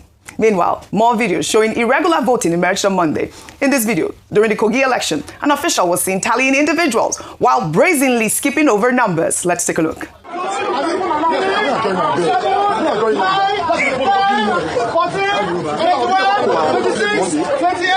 32, 41, 61, 71, 91, 92, 93, 94, 95, 106, 120, 130, 131, 132, 133, 134, 140, 142, 170, 171, 172, 180, 181, 300! 181, 300, 305, go to 304, 1,000. No, I mean, we keep laughing, but I think this is so appalling at this moment. What really is going on, Vimbai? This is pure vote rigging. Your thoughts? I mean, goodness, the videos seem to speak for themselves. Yes. Let's begin with, the big outing for former Governor Yahaya Bello. And it just reminds you that at the end of the day, the politics that's practiced in Nigeria is about mobilization. It's about your ability to, to create crowds and euphoria around you. And these people, they don't care about, all these subsisting issues happening in other places. They're there because they are lured by, the aura of whatever it is you have to offer them. And some may argue that it's organic. A lot of people feel that, there's political persecution going on. And that's a message that we've seen being sent out quite consistently with those high-profile politicians that are currently going through the court processes. But nevertheless, it reminds you of the fact that Nigerian politics, especially at the grassroots, can be very Machiavellian, and it comes down to who is best at mobilizing people. That. Also, Vimba, you raised a very strong point, and somebody just sent me the letter again that I think it's also best we wait for the national to be able to announce the results. You saw what happened to Gaji yesterday, that the report came out that he had lost. Now they are saying he actually did win the election in Plateau. So there are lots of election reversals that are going on now, because the way their democracy is in the APC is that even if what you do on the ground, even if you win on the ground, it's not final until they vet it up above. It's where up above people vet it. So we are going to see many, just like how they were carrying rumor that Ben Bruzo, they didn't qualify him and everything. As he responded, he called the people high up above. The vet, he said, oh no, he passed now. So if I put it on Twitter and he corrected the newspaper outlet. So we are still waiting for the Supremo, is what they determine. So like you people said, it's not over until it is over. But as regards Uncommon said, what do you expect for you think that Akpabio will lose a APC primaries as Senate president? No, he can never. Just like Yaya Bello. You think Yaya Bello will lose primaries in a place where Ododo is defender is? Ododo that when the FCC wanted to come and carry him, he defended him. There was a back and forth and all of that. He's common, useless human beings like people like Rufai that they can come and carry now because do I have police? I don't have police. Rufai was saying it's errand boys like us, they can come and when EFCC wanted to come and carry what's it called? Yaya Bello. Ododo deployed the full retinue of guard. They defended him. They couldn't carry him that day. It's people that don't have police that EFCC used to Shakara now. The EFCC chairman was saying, we are going to treat him, we are going to do this, The case is in court now. What has the EFCC chairman done? The EFCC chairman, Bakamu needs a pastor. So the truth has to be said. Translation? I said the EFCC chairman that's a pastor, we peshe. What is peshe? we pipe low. But the white lion does not have immunity. And we cannot convict a man until the court of law has done his job. Dr. Abati, it's the same thing we are saying. No, what you are doing is called innuendo. No, what I'm doing is not innuendo. You know me, Odu. What I'm doing is I'm stating the facts. What I'm agitating for, I might talk comically, is the basic moral ethos of a nation. Yes, they've made the argument that we can say he's not been convicted. But a basic moral ethos says people should also ensure that when you have this close around you, you should clear whatever controversy it is through the court process. If you want me to inquire, I can inquire into the court process. This is the same man that the court process granted him a chance to be able to leave. Other people have not, they even granted him a chance to go to hard while the court case is going on. See what they are doing to El Rufai. Is it a fair system? Is it a fair system, I ask? All right. You can also make the case of Yola, Mishori and everything. But like I was saying, it's only people on the lower rung. It's people like Justice Crack they can arrest. But when the EFCC wanted to go pick him up like we were picking up others, Ododo defended him. So what do you expect? He's well on his way. Except Natasha gives a good challenge. Yabel might be your next Senate the next senator from there. And he might even go ahead and oversee a committee that the EFCC has to come and report to him. That's for good measure what happens in Nigeria. Ibi tó ẹ̀ ń di ẹ̀sìn yẹn gangan ni mo fẹ́ gbọ́ wípé bóyá bá fi dé Sínéètì ó lè win ní Natasha ẹgbàgbé o pẹ̀lú àwọn alágbára tó bá tó ó lè win ní Natasha tó bá wá máa dé Senate ó lè jẹ́ àwọn tó fẹ́ yẹ ọwọ́ ẹ̀ wò gan àwọn kọmitì tó ń rí sí FCC bóyá òun náà máa fi ṣalága ní ilé ìgbìmọ̀ bẹ́ẹ̀ ni àwọn kọmitì olórí alága rẹ̀ bóyá òun náà máa fi ṣalága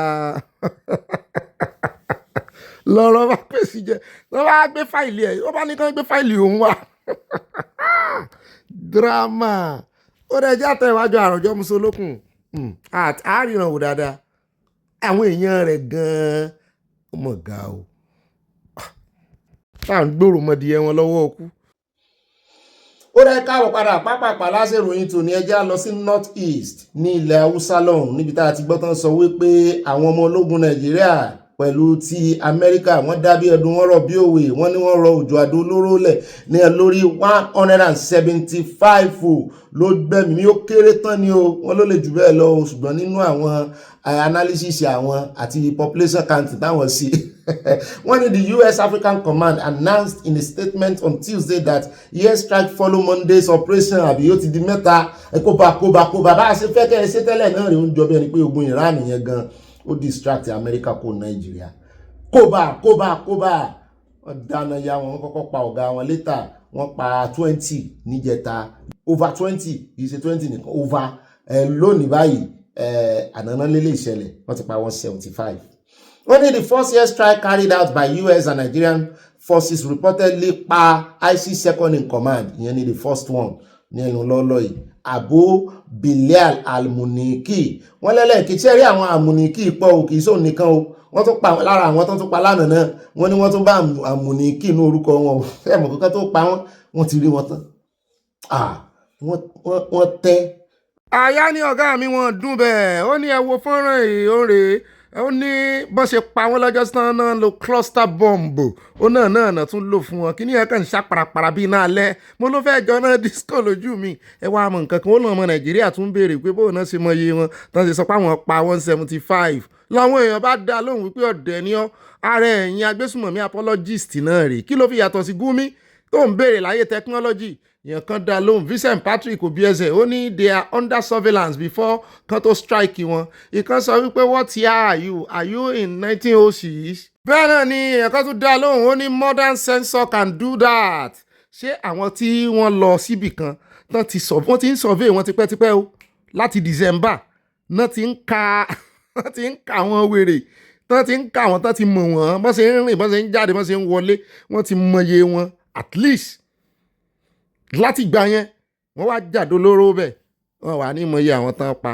ṣe rán ọmọ nàìjíríà kan gbogbo nǹkan náà fi mọ́ káàṣì cruise gbogbo nǹkan pátápátá làákàyè kan ò sí fún béèrè pé bóun náà ṣe mọye wọn o lọ́bẹ̀ lọ Sambisa kó rè ká wọn lẹ́yìn ìgbà tán pọ́n tán àwọn èèyàn Gumi àwọn àbúrò Gumi náà sọ̀sọ̀kúsọ rẹpẹtẹ yìí náà sá ti gbọ́ ó rẹ̀ já tẹ̀wájú àròjọ musolókun yọ ọmọ ké sínú ní báyìí.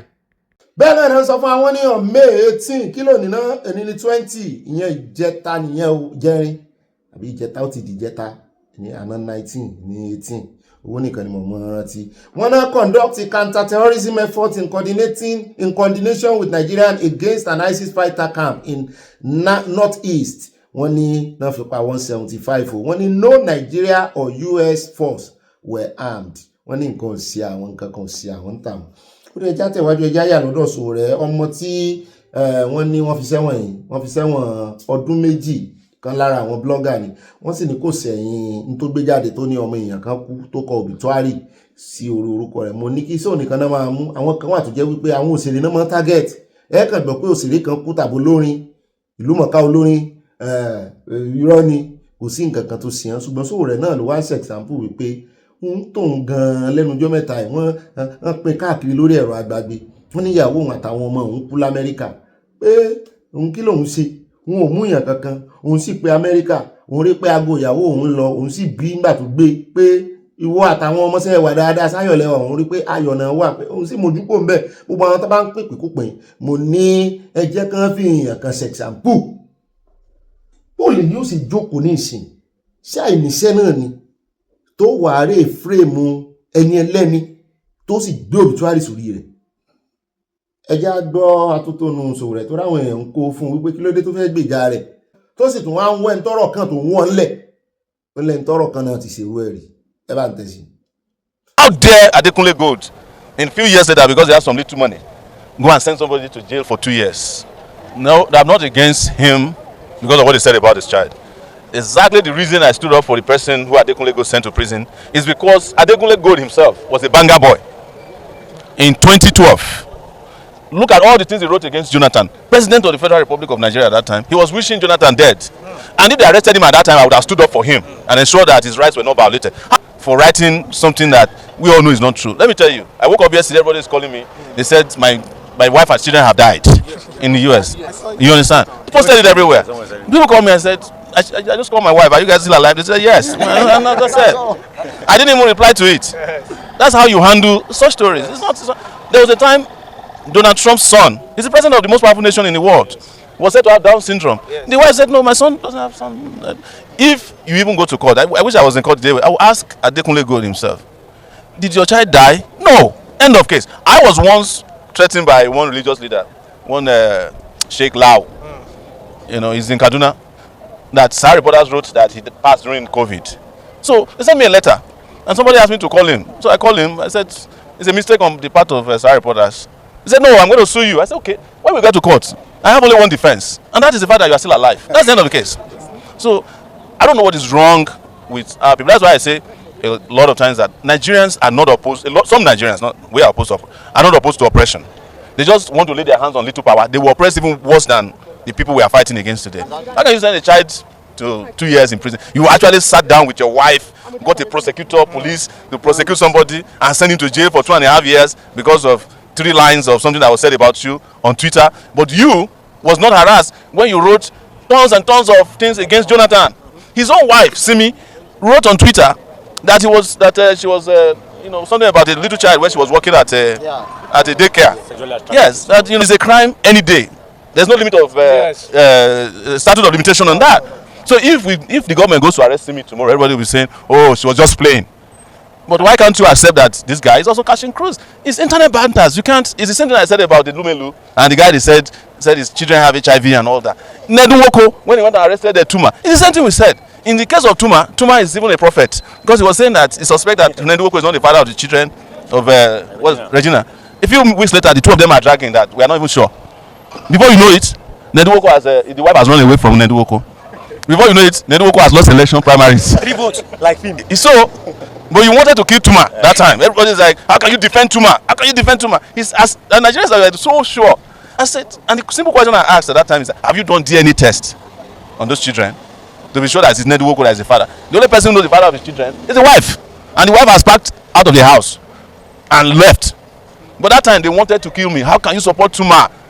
Tuma should die in jail. He should rot in jail. Where are we today? So Adekunle Gold should go and remove the child from prison.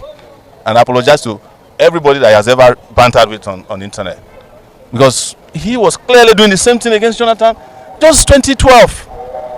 So suddenly, you're untouchable because you have a record deal. Very sad. And sadly, I listen to his music. You know, I actually love his music, but I hate the fact that he's an oppressive being. Thank you. Òun náà lẹ ti gbọ́ yẹn o, wọ́n ní bí Sowore ṣe máa ń gbé ìjà oníjà sórí nìyẹn o. Mo ló dáa bẹ́ẹ̀ àwọn tí ò bá ti léèyàn tó bá ń bá wọn jà. Ṣùgbọ́n kó mọ̀ ja ìjà afọ́jú pátápátá tó kú rẹ̀ tẹ̀ pátápátá àti olójú kan. Kó mọ̀ jà o nítorí wípé ọ̀pọ̀ ìgbà ṣe rí ní tó bà Nàìjíríà jẹ́. Sowore yìí náà mò ń wòye rẹ̀ bó bá dórí oyè tán ní ìsìn. Kò ní jẹ́ kí ilé ẹjọ́ wà mọ́ o torí fúnra rẹ̀ ni ó mọ̀ dájọ́. Ó kàn lè lọ ilé ẹjọ́ àìkó ní ẹtú gbogbo àwọn tó bá fẹ̀sùn kàn lẹ̀. Ajẹ́pẹ́ ìlú tí ò sófin kò ṣẹ̀ṣẹ̀ ń bẹ nìyẹn bóyá tí Sowore fẹ́ fi ṣe ìjọba rẹ̀ nù yóò pa gbogbo òfin rẹ̀ kò ní sí ẹ̀ṣẹ̀ mọ́ torí nígbà tó bá sọ wípé èèyàn kan ṣe rí ẹ tán bá méèyàn yẹn ńgbà náà ara tó fa impunity nìyẹn táwọn èèyàn fi ń ṣe tán fi ń rò pa àwọn ohun jẹ jẹ́ kán fi lé ìjófin ó bad tán bá ń sọ pé cyber crime is one of the worst kó dẹ̀ káàbù picture èèyàn jáde kó dẹ̀ sọ pé ó ti kú imagine wàá kán wá fọwọ́ ra lórí èmi ò gbẹ́bí òkú gbọ́ ọ̀rọ̀ Sowore jẹ́ o ẹni tí ó ní ó sọ̀rọ̀ sí Jonathan Sowore gan ti sọ jù bẹ́ẹ̀ lọ kò sì sí nígbà àìmọye tó bá fẹ́ mú gbogbo èèyàn sí yẹn àwọn tó gbé pósí jáde láyé Babangida ṣé Jonathan tán sọ̀rọ̀ sí Adekunle Gold só gbé picture ẹ̀ jáde só sọ fún àwọn Nàìjíríà kó ti kú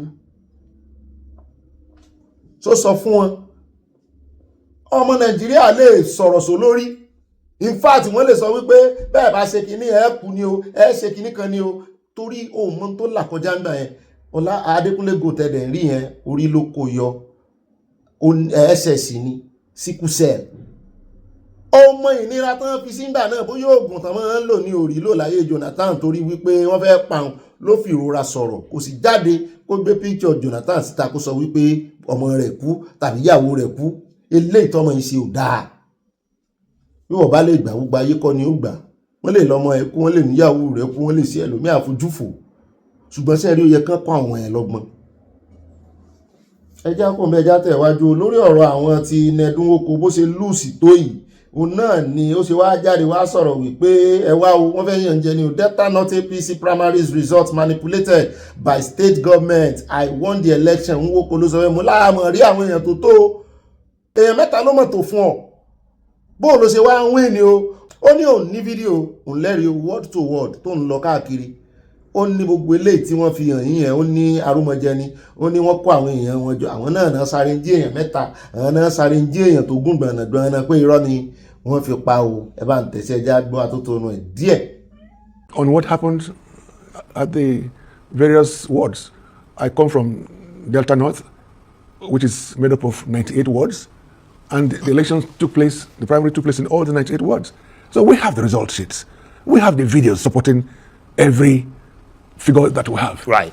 And these are authenticated, of course, yes. word by word results. Word by word results, and they are here. Right. And then the videos are also available. Right. And you're prepared to submit those? Of course, yes. Have you submitted them to your? We have submitted them.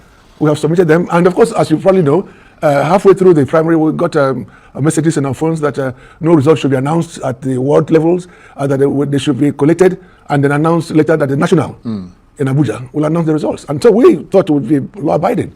And so my people were telling me, come on, you won, announce it. And suddenly, about 7 p.m. or so, we saw some video, only just one video, of one of the wards, from one of the wards in Eka Northeast, which is a ward where the major assistants known to everybody that they work with the governor, former commissioners and the rest of them. They're from that particular village, next to the governor's village. And there was just one video showing 30 people in a line, and then the rest that were probably not more than 500. That was what I saw in the video. Although in the results they said the 5,000. Just, these guys are so dishonest. They are just simply dishonest. They have no qualms. Well, I think with all due respect, and I'm not discounting your own assessment, no, but I think it's important let me make this point to wait for the final determination before you allege that but someone I know is dishonest. them. I know them. Because these are characters that we know. Yeah, but the APC's returning officer announced him as the winner. Let me tell you, these are people appointed by the governor. The so-called returning officer was appointed by the governor. But you accepted the no, I didn't. returning officer. I didn't. Did you query the person? I actually wanted to see them. I was told that they were kept in the government house, and nobody should. I was not allowed to see them. I went there, and so they were. It wasn't as if. So your effective argument, or you're effectively arguing that the process was manipulated. Oh, it was from day one. But it was manipulated or bypassed. Manipulated. Right. Something that they conspired for this result, for what they saw or what they produced. So who are you alleging conspired? Who else would have done it? I mean, you're mentioning the state government. The state government. So the incumbent governor is in cahoots of course, with Governor Ifeanyi. That's your allegation. Of course, yes. Right. He is the Ifeanyi's stooge. We all know that. Particular ward does not give the full picture. Okay. In this particular ward, Ward 9, Opanam, it is called, Senator Ned Nwoko got 3 votes. Then the other man, the former governor, Okowa, got 4,446 thereabouts in this particular ward. But that Delta North has a total of 8 local government areas, just like Delta Central, where Senator Ede Dafinone comes from. But what came out at the end of it is that we're told that Senator Okowa won with over 113 votes. And total for Senator Ned Nwoko, 2,600 and something. So very wide margin, as we saw also in Edo Central. And I've seen a lot of people, trying to say all kinds of things that, this is the Regina Daniels effect. I think people should desist from that. This is a democratic process. They should not hound, Senator Ned Nwoko for private reasons. But at least we saw something here that at least the officials here could count. I was listening. They didn't jump from 3 to 50 to 400. At least there was proper counting here by is it the party officials? One thing for sure, they counted just 3 for Ned Nwoko. Let me just emphasize that 3. Yes, that's what the report said. But in other words, he got better votes. Right. But at the end of the day, Senator Patrick Ifeanyi Okowa was declared the winner. And that's understandable. He's been governor. He served these people in that region as governor for 8 years. He was, I think, before the NSSG. So he's a man who has had significant experience providing leadership.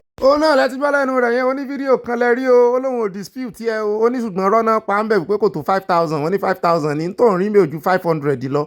mo wá ní àwọn fídíò ti ẹ̀dà láwọn bòmí wọ́ọ̀dù mi tí wọ́n ti win ó ní ẹ̀rí ní fóun òun ò ní fi tà òníwọ́ náà ò bá fi tà àyà kí ló ń sọ pé má yà ń sọm. mo ti kó sọ́wọ́ lọ́wọ́ àyà lẹ́nu ọjọ́ mẹ́ta yìí òun àti ta ni òun àti òṣì ọ̀mọ̀lẹ̀ ẹ̀rọ handsome jù ní gbogbo àwọn ní gbogbo àwọn sẹ́nẹ́tọ̀ ó dá o mi ò mọ̀ tó máa hansomeness mọ̀ gbà náà.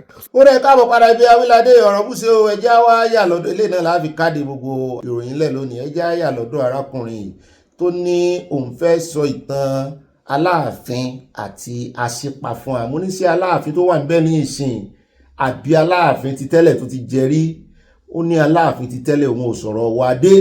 Ó ní aláàfin ó fún àmùdá àṣìpa ó ló fún ní májèlé mu ásíìdì mo wo tọmọkùnrin tán dá sí ìdìsí lára lánàá tán tún fún mu ń bẹ̀ tán ni ó gbé mu láì ṣẹ̀kọ́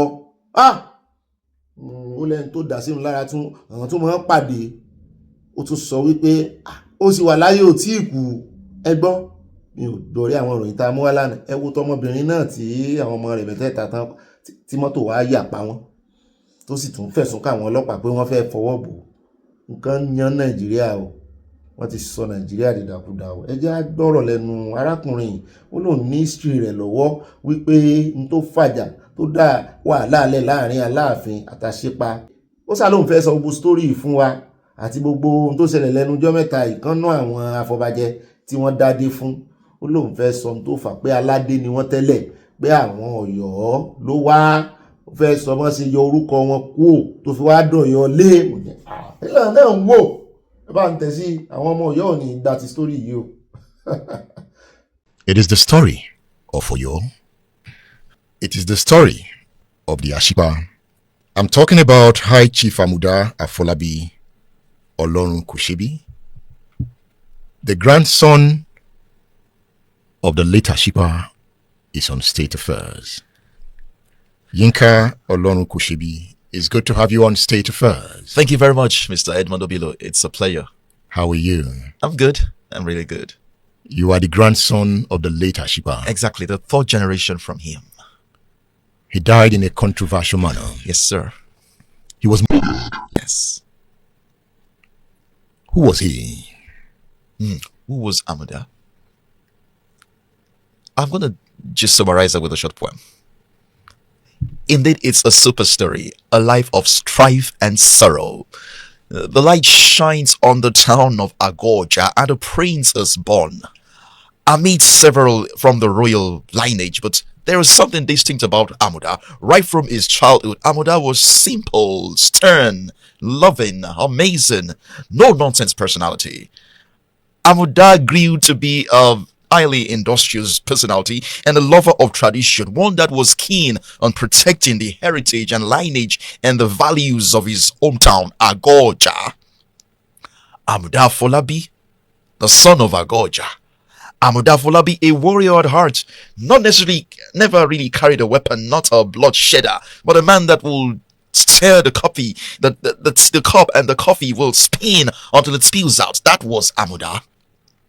Amuda was a hero. Amuda was a lion. Amuda will roar, and the beasts in the forest will shiver and run into their hiding. Amuda was a man of the people. Amuda was loving. He was eloquent. He was vocal. Amuda Afolabi Olorun Kushibi. The name Olorun Kushibi was actually his choice, because he told himself, God does no evil no matter the circumstance. Amuda was a good man. Amuda was a politician.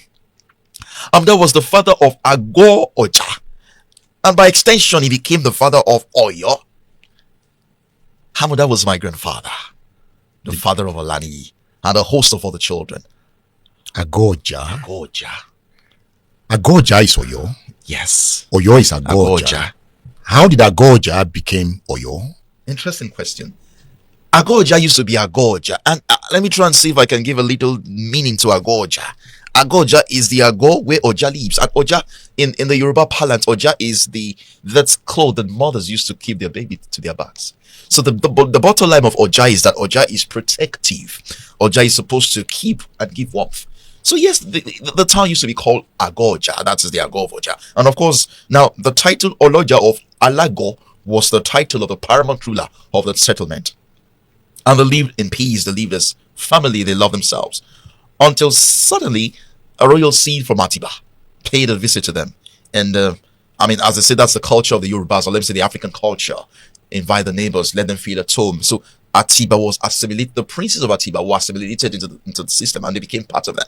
I also need to make it known that when these princes came in, they just came as neighbors. Let's just live together. They didn't come with their crown.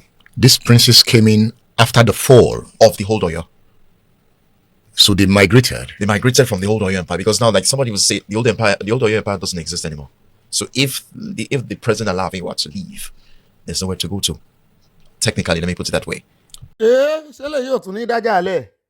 Yóò ní pé tí Aláàfin tó wà ń bẹ ní ìsìn tó bá ní kán kúrò nílùú àwọn táwọn tó nílùú bá ní ẹ kúrò ń bẹ ẹgbẹ́ bọ́lá láàfin ó lọ o lè lágbára sítórì tí ọmọ àṣepáwá sọ ọmọ àṣepáwá sọ yìí ó lè lẹ̀ o.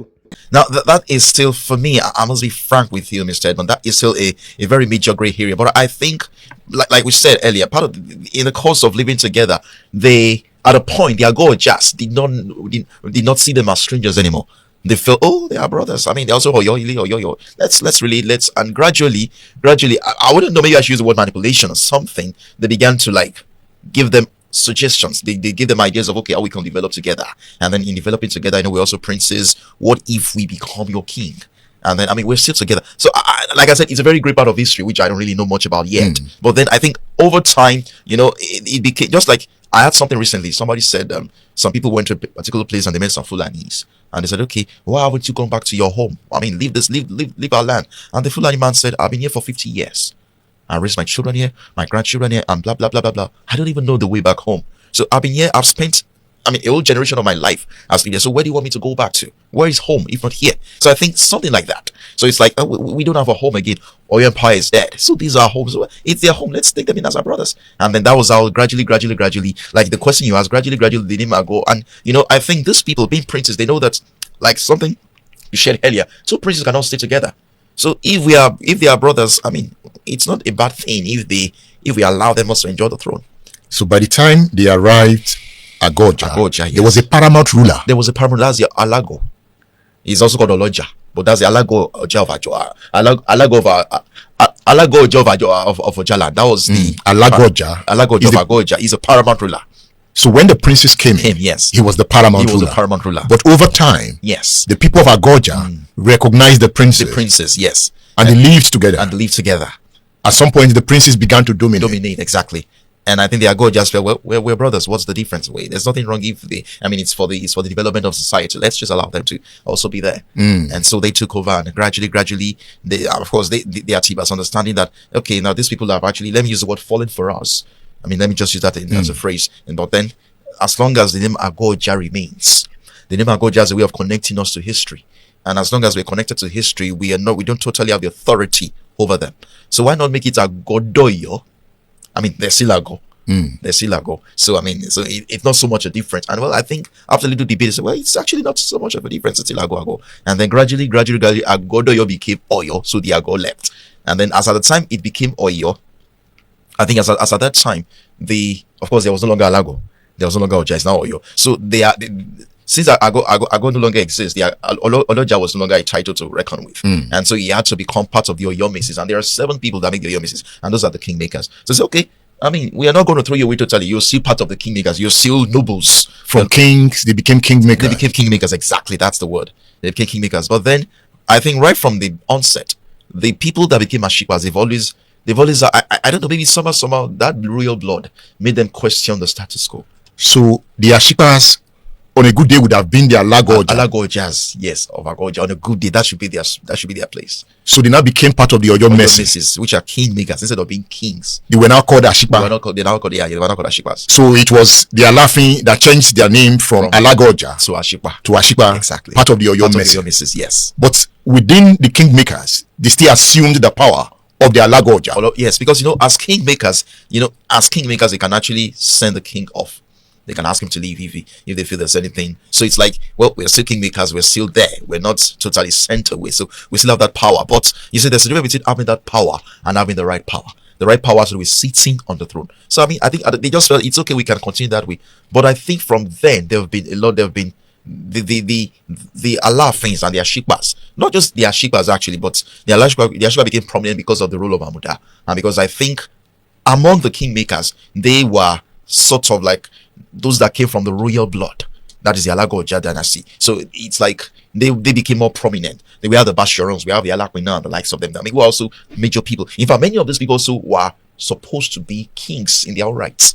So but I think the subjection that came upon Ashipa came upon them also. But I think gradually, like we read from on the internet, I think gradually the Ashipas, because one of the main thrust of the Hatibas was possession of land, because there's this saying in Yoruba land, Oba Baluri Bubunko, that was the king rules over everything.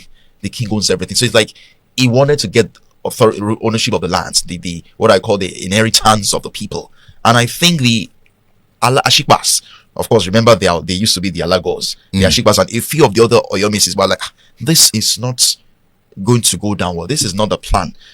We should not be looking at, because if you take over for instance, if you take over the lands, you're also literally taking over our lives too. We also have nothing. I mean, fine, yes, you are the king, but at least as kingmakers, we have access to something.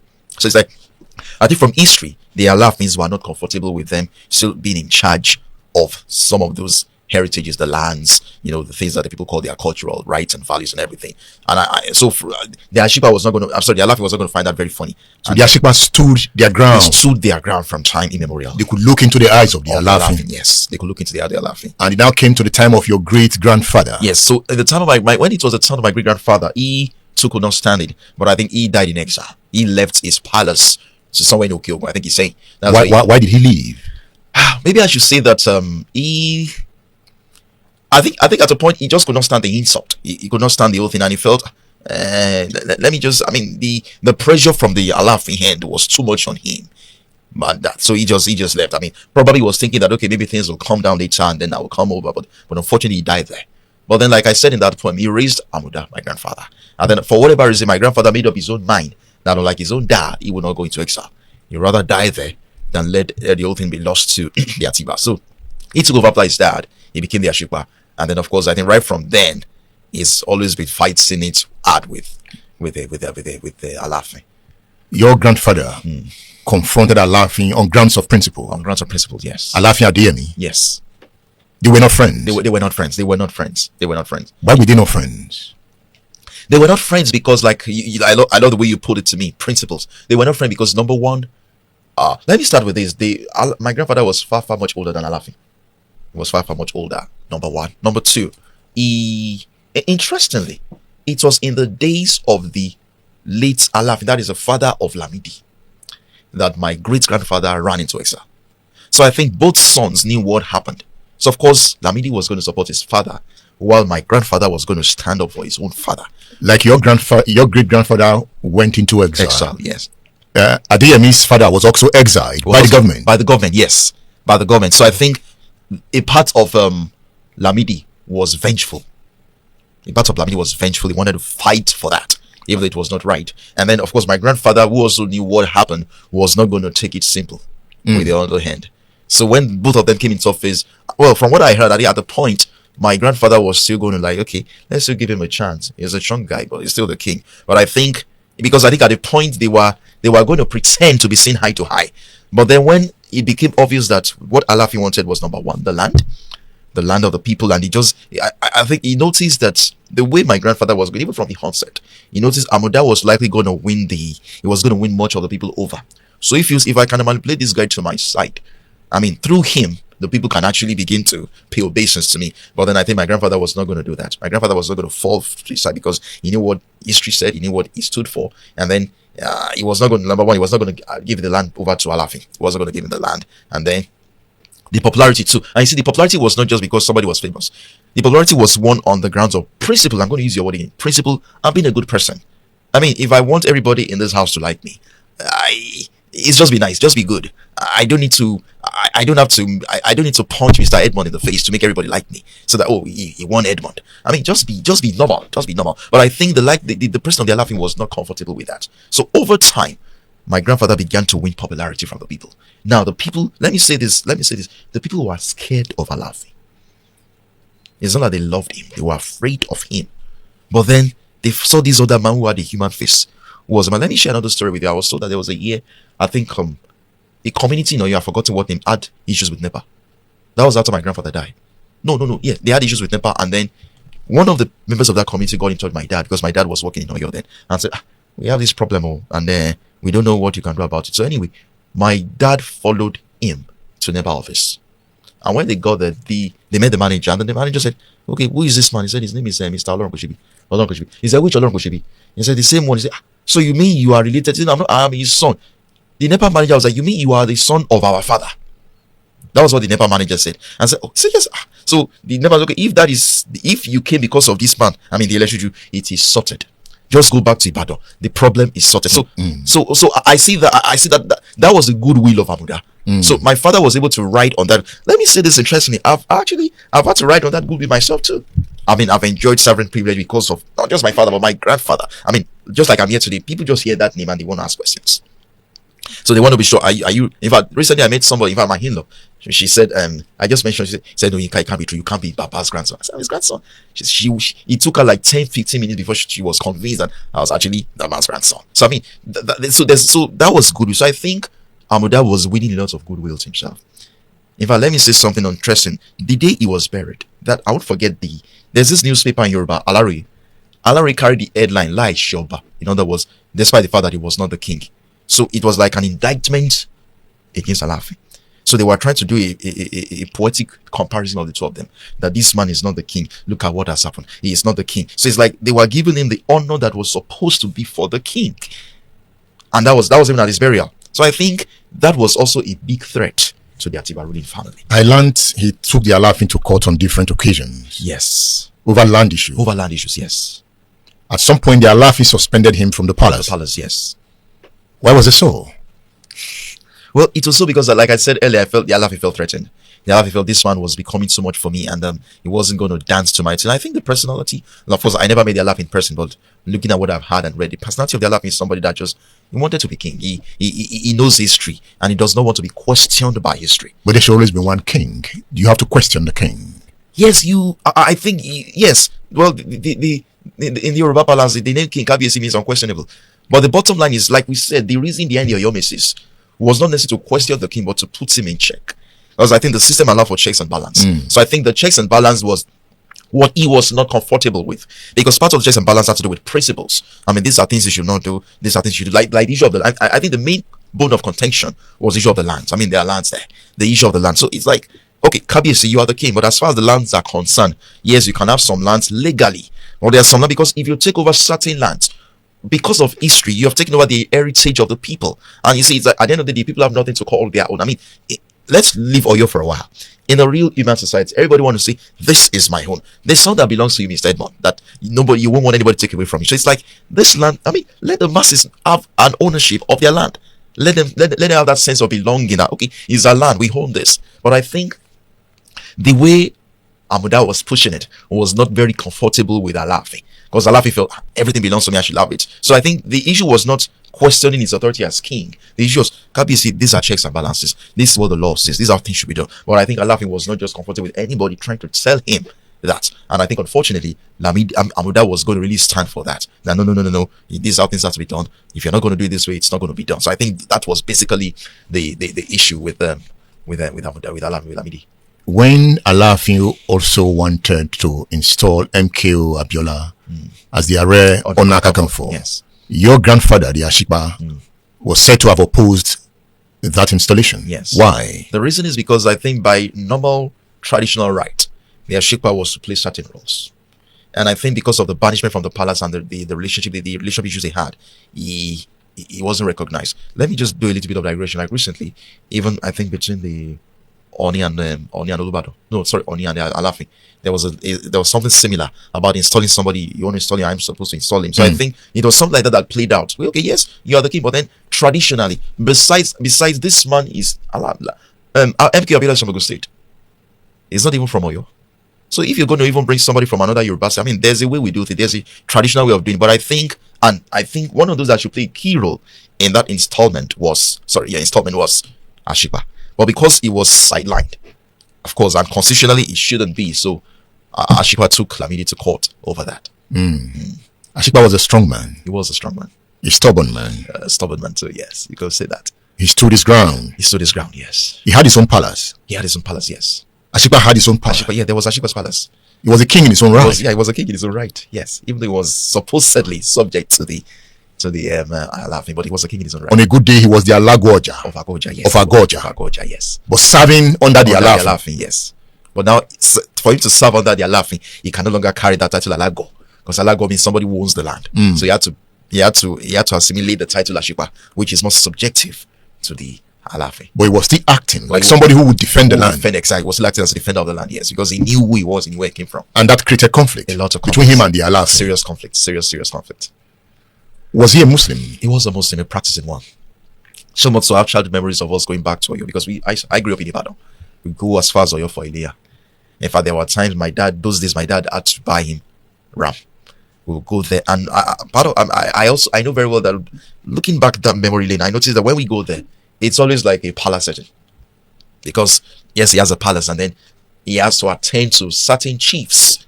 He had his chiefs. He had to attend certain chiefs that came to celebrate Ilea with him.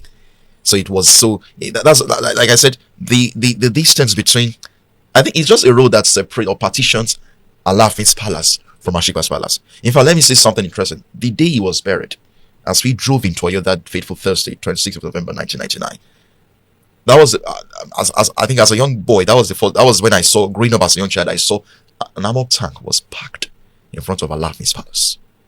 Because there were insinuations that, okay, if his corpse was brought into Oyo for burial, there will be battle, there will be war. So I think the then governor, late Lamadeshina, with the support of the president, then was Chief Olusegun Obasanjo, were able to work some security measures. So an armored tank was parked. I still remember that very well, in front of Alafin's palace, to ensure that there was no trouble coming from there, so that we can have a peaceful burial ceremony for my late grandfather. What was the circumstances of his death? The circumstance of his death. Well, what happened was that these people, like I like to say, they are still unknown faces. They are still unknown faces. They came to his palace, under the guise that they had business with some people abroad, and they wanted to buy a piece of land. They wanted to do business with them, and they know that anything that had to do with the development of the land. Yeah, they wanted this land to develop the society. They knew that my grandfather will always fall for it. Let me put it that way. So they were looking at a piece of land very close, because he had a fish pond in Ashikwa village in Oyo. They were going to look at a land there, and he was happy about it. I mean, I understand that they visited his palace time and time over to have lunch, and he was just naive about everything. And then on this fateful day, he actually told them to come and pick him at a naming ceremony at a place called Ijawaya. Somebody in Ijawa was having a naming ceremony, invited him to come and grace the occasion. So he was there as a chief with a few of his chiefs too. That's Ashikwa. And then these people came. I mean, he knew them. They'd been visiting his palace, so he felt they mean no harm. Now, I remember that as he was leaving, some people from the naming ceremony said, Baba, can we follow you? And we were also told that the Ijawa people are also warriors. So it's like, if they had gone with them to the spot of his assassination, maybe these people would not have been able to carry their act, because I understand these were also warriors and they were powerful people. But I mean, they were for my grandfather. So my grandfather said, no. If I said, don't worry, enjoy yourself, I'll be back. I'll be back soon. I just want to show them something. So a few of his chiefs went with him to the spot, and when they got to the fish pond, he just had gunshots. And they were like, what's going on, a gunshot? What's happening? We came here to... I mean, it was obviously naive. But I think, of course, these people knew what they came for. And they've also been informed, like I said earlier, they've been informed that he's a chief who he probably has a charm. He probably has something, so don't take it lightly. You know, if the guns don't work, then you get something else, and that was acid. So in the course of shooting, I think the essence of the shooting was to create fear in the hearts of the people that came with him. So, I mean, they ran for their lives. One of them tried, because they also had that they tried to show a picture of the person who said, wait, Baba, we are not the ones that came. Somebody sent us. So one of them wanted to look at the picture to see the face, and then he was struck with an axe. So probably that got him unconscious for a while, being an old man, but then they now focused on Amuda. And then knowing that they've been warned that the guns won't do, hacks won't do, they forced him to drink acid. They forced him to drink acid. So that was what actually got the job done. Yes. That was the fall of the Ashipa. That was the fall of Ashipa. Can you put that in a poem? Yes. Ajanoku sùn bí òkè, erin wó, àmùdá ṣubú. The lion, the king of the jungle, has fallen. The beasts in the forest have come to see where did that noise come from, only to find out that their king, the noble one, the one whose dread makes the foundation of the forest shake and quake, has fallen. Omasho, Ikudoro, Amuda Shubu, Amuda Owenyi, Amuda the husband of the beast in town, Amuda the hunter that fires the shots, and no animal dare survive his shooting. Amuda has fallen. Afolabi soon. Ikumadoro. What a day in history. November 26, 1992. Onígbàgbé rẹ̀, ọjọ́ tí Àmùdá sùn bí òkè. Bọ́mọdé ò bá tán yóò bá rò bá. Àròbá ń bá bá tán. Abẹ́rì iná kú fi rúbọ ojú ọ̀gẹ̀dẹ̀ kú ó fọmọ ìrọ́pò. Ẹ̀rí wípé ọpẹ́lọpẹ́ pé Àmùdá ó fi rú àwọn ọmọ ńlẹ̀ báyìí.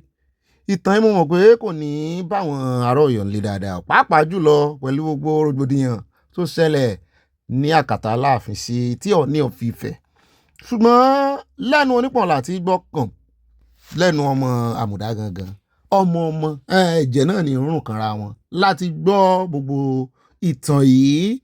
Wọ́n lè ló fi kún, wọ́n lè ló yọ kúrò bẹ́ẹ̀, wọ́n lè ní bá bá fún wèrè lọ́kọ́ yọ wọlé sọ́dọ̀ ara rẹ̀. Ṣùgbọ́n gbogbo ìtàn ló lójú méjì o, nítorí wípé kì í ṣe èèyàn kan ló ṣẹlẹ̀ sí. Bá a bá bi àwọn ará àtibí náà ètò kan gùn sí, àwọn náà ò rí tí wọ́n sọ, wọ́n sì sọ ní sọ wípé kó lè yé àwọn ni.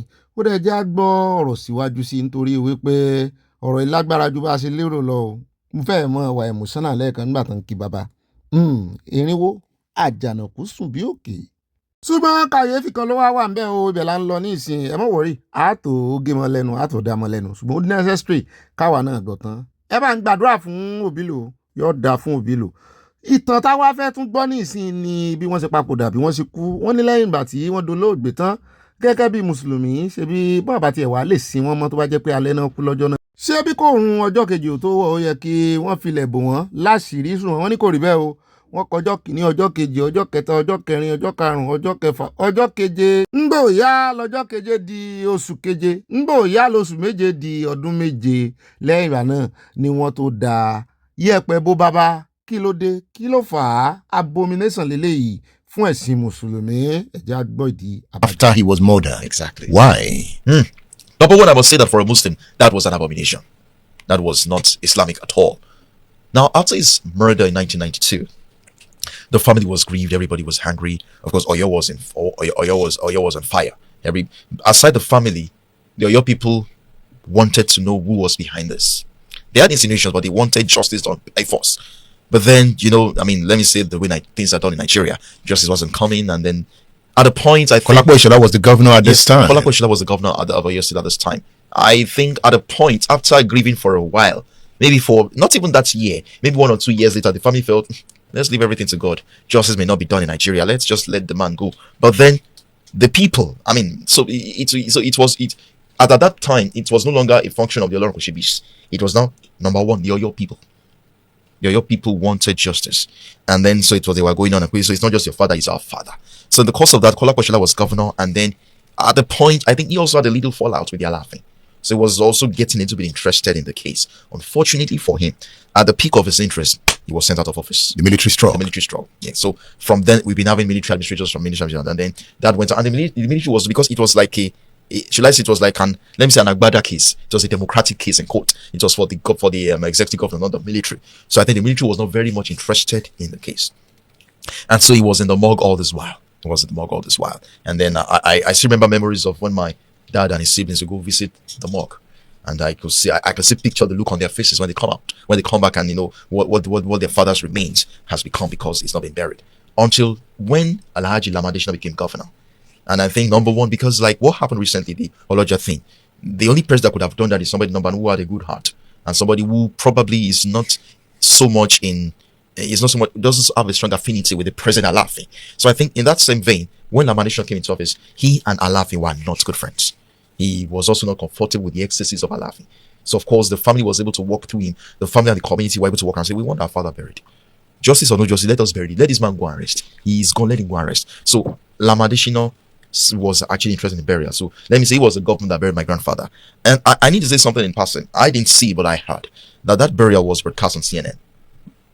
Because yes, I understand that in the West here, that it was second to Awolowo. I was there live, so I knew the crowd was serious. It was a mammoth crowd. It was a very heavy crowd that attended that burial. So we were told that it was broadcast on CNN that year. And then what they concluded was that this is second to Awolowo's burial, because it became a state burial. So that was what kept him for 7 years before he was finally buried in 1999. And he was the last Ashikpa that we know. And since then, if I just to buttress what you said, I was in the company of somebody 2 years ago, and he said, Inka, your grandfather made Ashikpa popular, and he also ended that reign. So yes, till date, he remains the last Ashikpa of Oyo that we know. We've not had any. There have been an attempt to bring in one, but before he was coronated, he was installed, he died. So I mean, the last one that made it popular and literally ended that rule was my grandfather. Did your grandfather have spiritual powers? I love that question. I'll put it this way. Ancestrally, by reason of that stool, there are powers that go with them.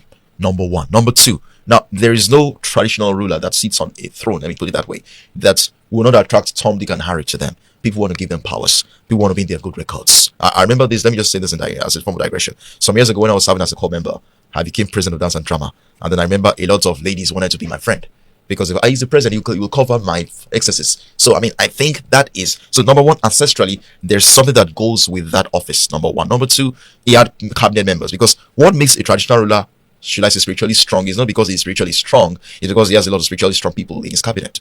ó dá òun náà láti gbọ́ yìí kì í dùn kó pọ̀ ibi láti dá mọ́ lẹ́nu torí time. In fact, ọ̀rọ̀ jábọ́ àṣẹ sì tẹ̀lé ṣùgbọ́n mi ò mọ bí ó ṣe rí lára àwọn ọmọ Ọ̀yọ́ bóyá wọ́n gbà bẹ́ẹ̀ ni bóyá wọn ò ní gbà bẹ́ẹ̀ òṣùwọ̀n wa náà la mọ̀ lárí àrísà ìjọba Aláàfin ìjẹ́ ọba ìjọba náà níjọba ṣùgbọ́n ìjẹ́ ọba wọn wa náà lárí àrísà rẹ̀ torí wọn fárìnfín wọn sì fẹ́ kéèyàn kankan kan tẹ ojú àwọn mọ́lẹ̀ wọn ìbáyàn rẹ̀ rìn.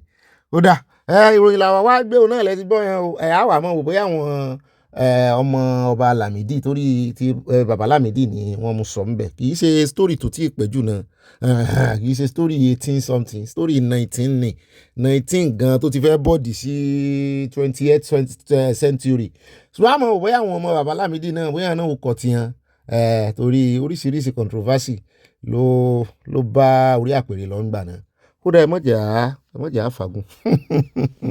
Ó dá ẹ káàbọ̀ padà ó kù sọ́wọ́ àwọn ọmọ Ọ̀yọ́ o ṣé bẹ́ẹ̀ ni ó rí àbí bẹ́ẹ̀ kọ́ ṣé lóòótọ́ ni a ti ń gbọ́ àwọn sítórì tán sọ wípé Ọ̀yọ́ Àtìbà Ọ̀yọ́ kinní kan alágọ̀ ọjà ṣé bẹ́ẹ̀ ló rí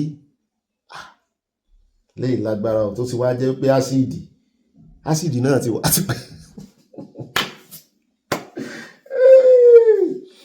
Ọlọ́run ṣàánú wa Yorùbá Ọlọ́run ni ó gbà wá o torí mi ti jókòó mo ti rò dáadáa sẹ́nu wa lè kò sáà bẹ́nu bá sì kò ẹ mọ́ retí àlùyọ o lórí ọ̀rọ̀ Yorùbá o that's the thing ó wà nú orin wa ó wà nú orin hymns Yorùbá tó sọ pé ìṣọ̀kan àtòmìnira ní kẹjẹ́ ká máa lépa ìṣọ̀kan ló fi ṣalákọ̀ọ́kọ́ àti òmìnira ìtumọ̀ ẹ̀ ní wípé wọ́n jọ lọ hand in hand àti and òmìnira ìṣọ̀kan wọ́n jọ lọ ní ìbejì ní ìṣọ̀kan ó lọ pẹ̀lú òmìnira lọ pẹ̀lú ìṣọ̀kan bí ò bá wá sí ìṣọ̀kan bóòlù òmìnira ṣe fẹ́ dárìn àìkọ́wọ̀ rí ọmọ ejò sì rèé náà ló ń jọ ọmọ ejò ń yà kò sí ṣọ̀kan ẹ wá fẹ́ lómìnira kò pọ́síbù ṣáà ti ní ṣọ̀kan.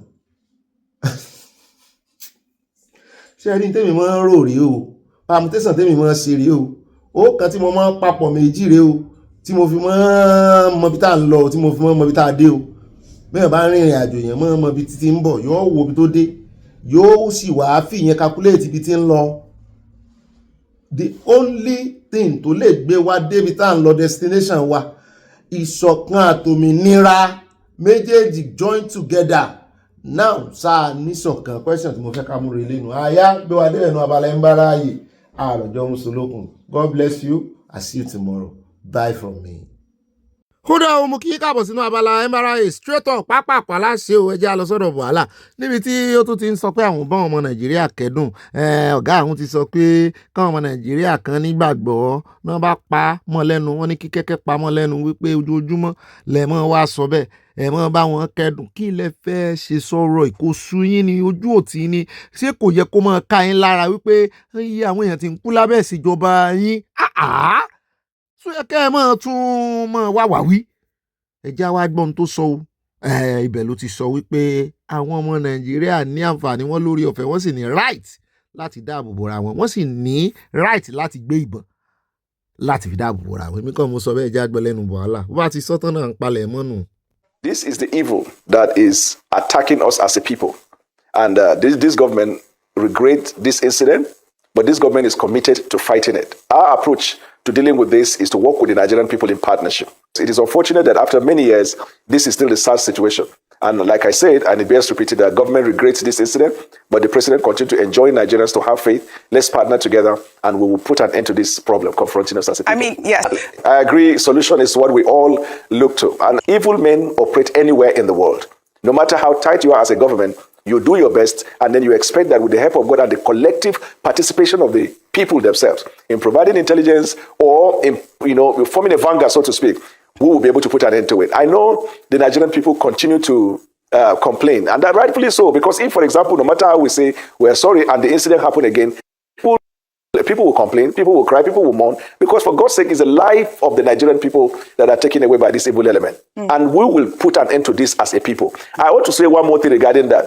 Every eve of election in Nigeria, from 2014, 2018, 2022, and now in 2026, you will see that crisis increases because of this idea of a crisis economy. A lot of people take advantage of that. But the will and the spirit of a collective people is what will put an end to this situation. The Constitution has guaranteed the right to every citizen of Nigeria, the right to private defense. You have right to defend yourself. When your right, my right, the right of my neighbor come together, it is called collective right to defend ourselves. And Nigerian people have a right to defend themselves as a vanguard in their communities and localities. I'm sure that you know that we do not have the right to bear arms. So, I don't know what you mean by defend ourselves. How will that happen? What do you say to the Nigerian people? How do they defend themselves from terrorists?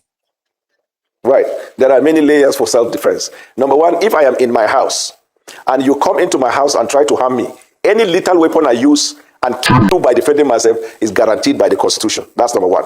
Number two, as a people, we have vigilante. In Borno State, we have a paramilitary organization that work as vanguard, and some of them go as front lines to provide intelligence to law enforcement. Yes, you're right. The Nigerian people do not have the right to bear certain arms unless those arms are permitted. But a collective people can come together and apply to the government for the right to coordinate themselves, a self-regulated militia. So I think that the Nigerian people in villages, in towns, in places where the presence of government is not very much in terms of law enforcement and security people, you can come together and create a vanguard and then apply to government to give you license, because government can give you license. So you apply to government to give you the license to bear arms that are permitted by law for the purposes of defense of your community.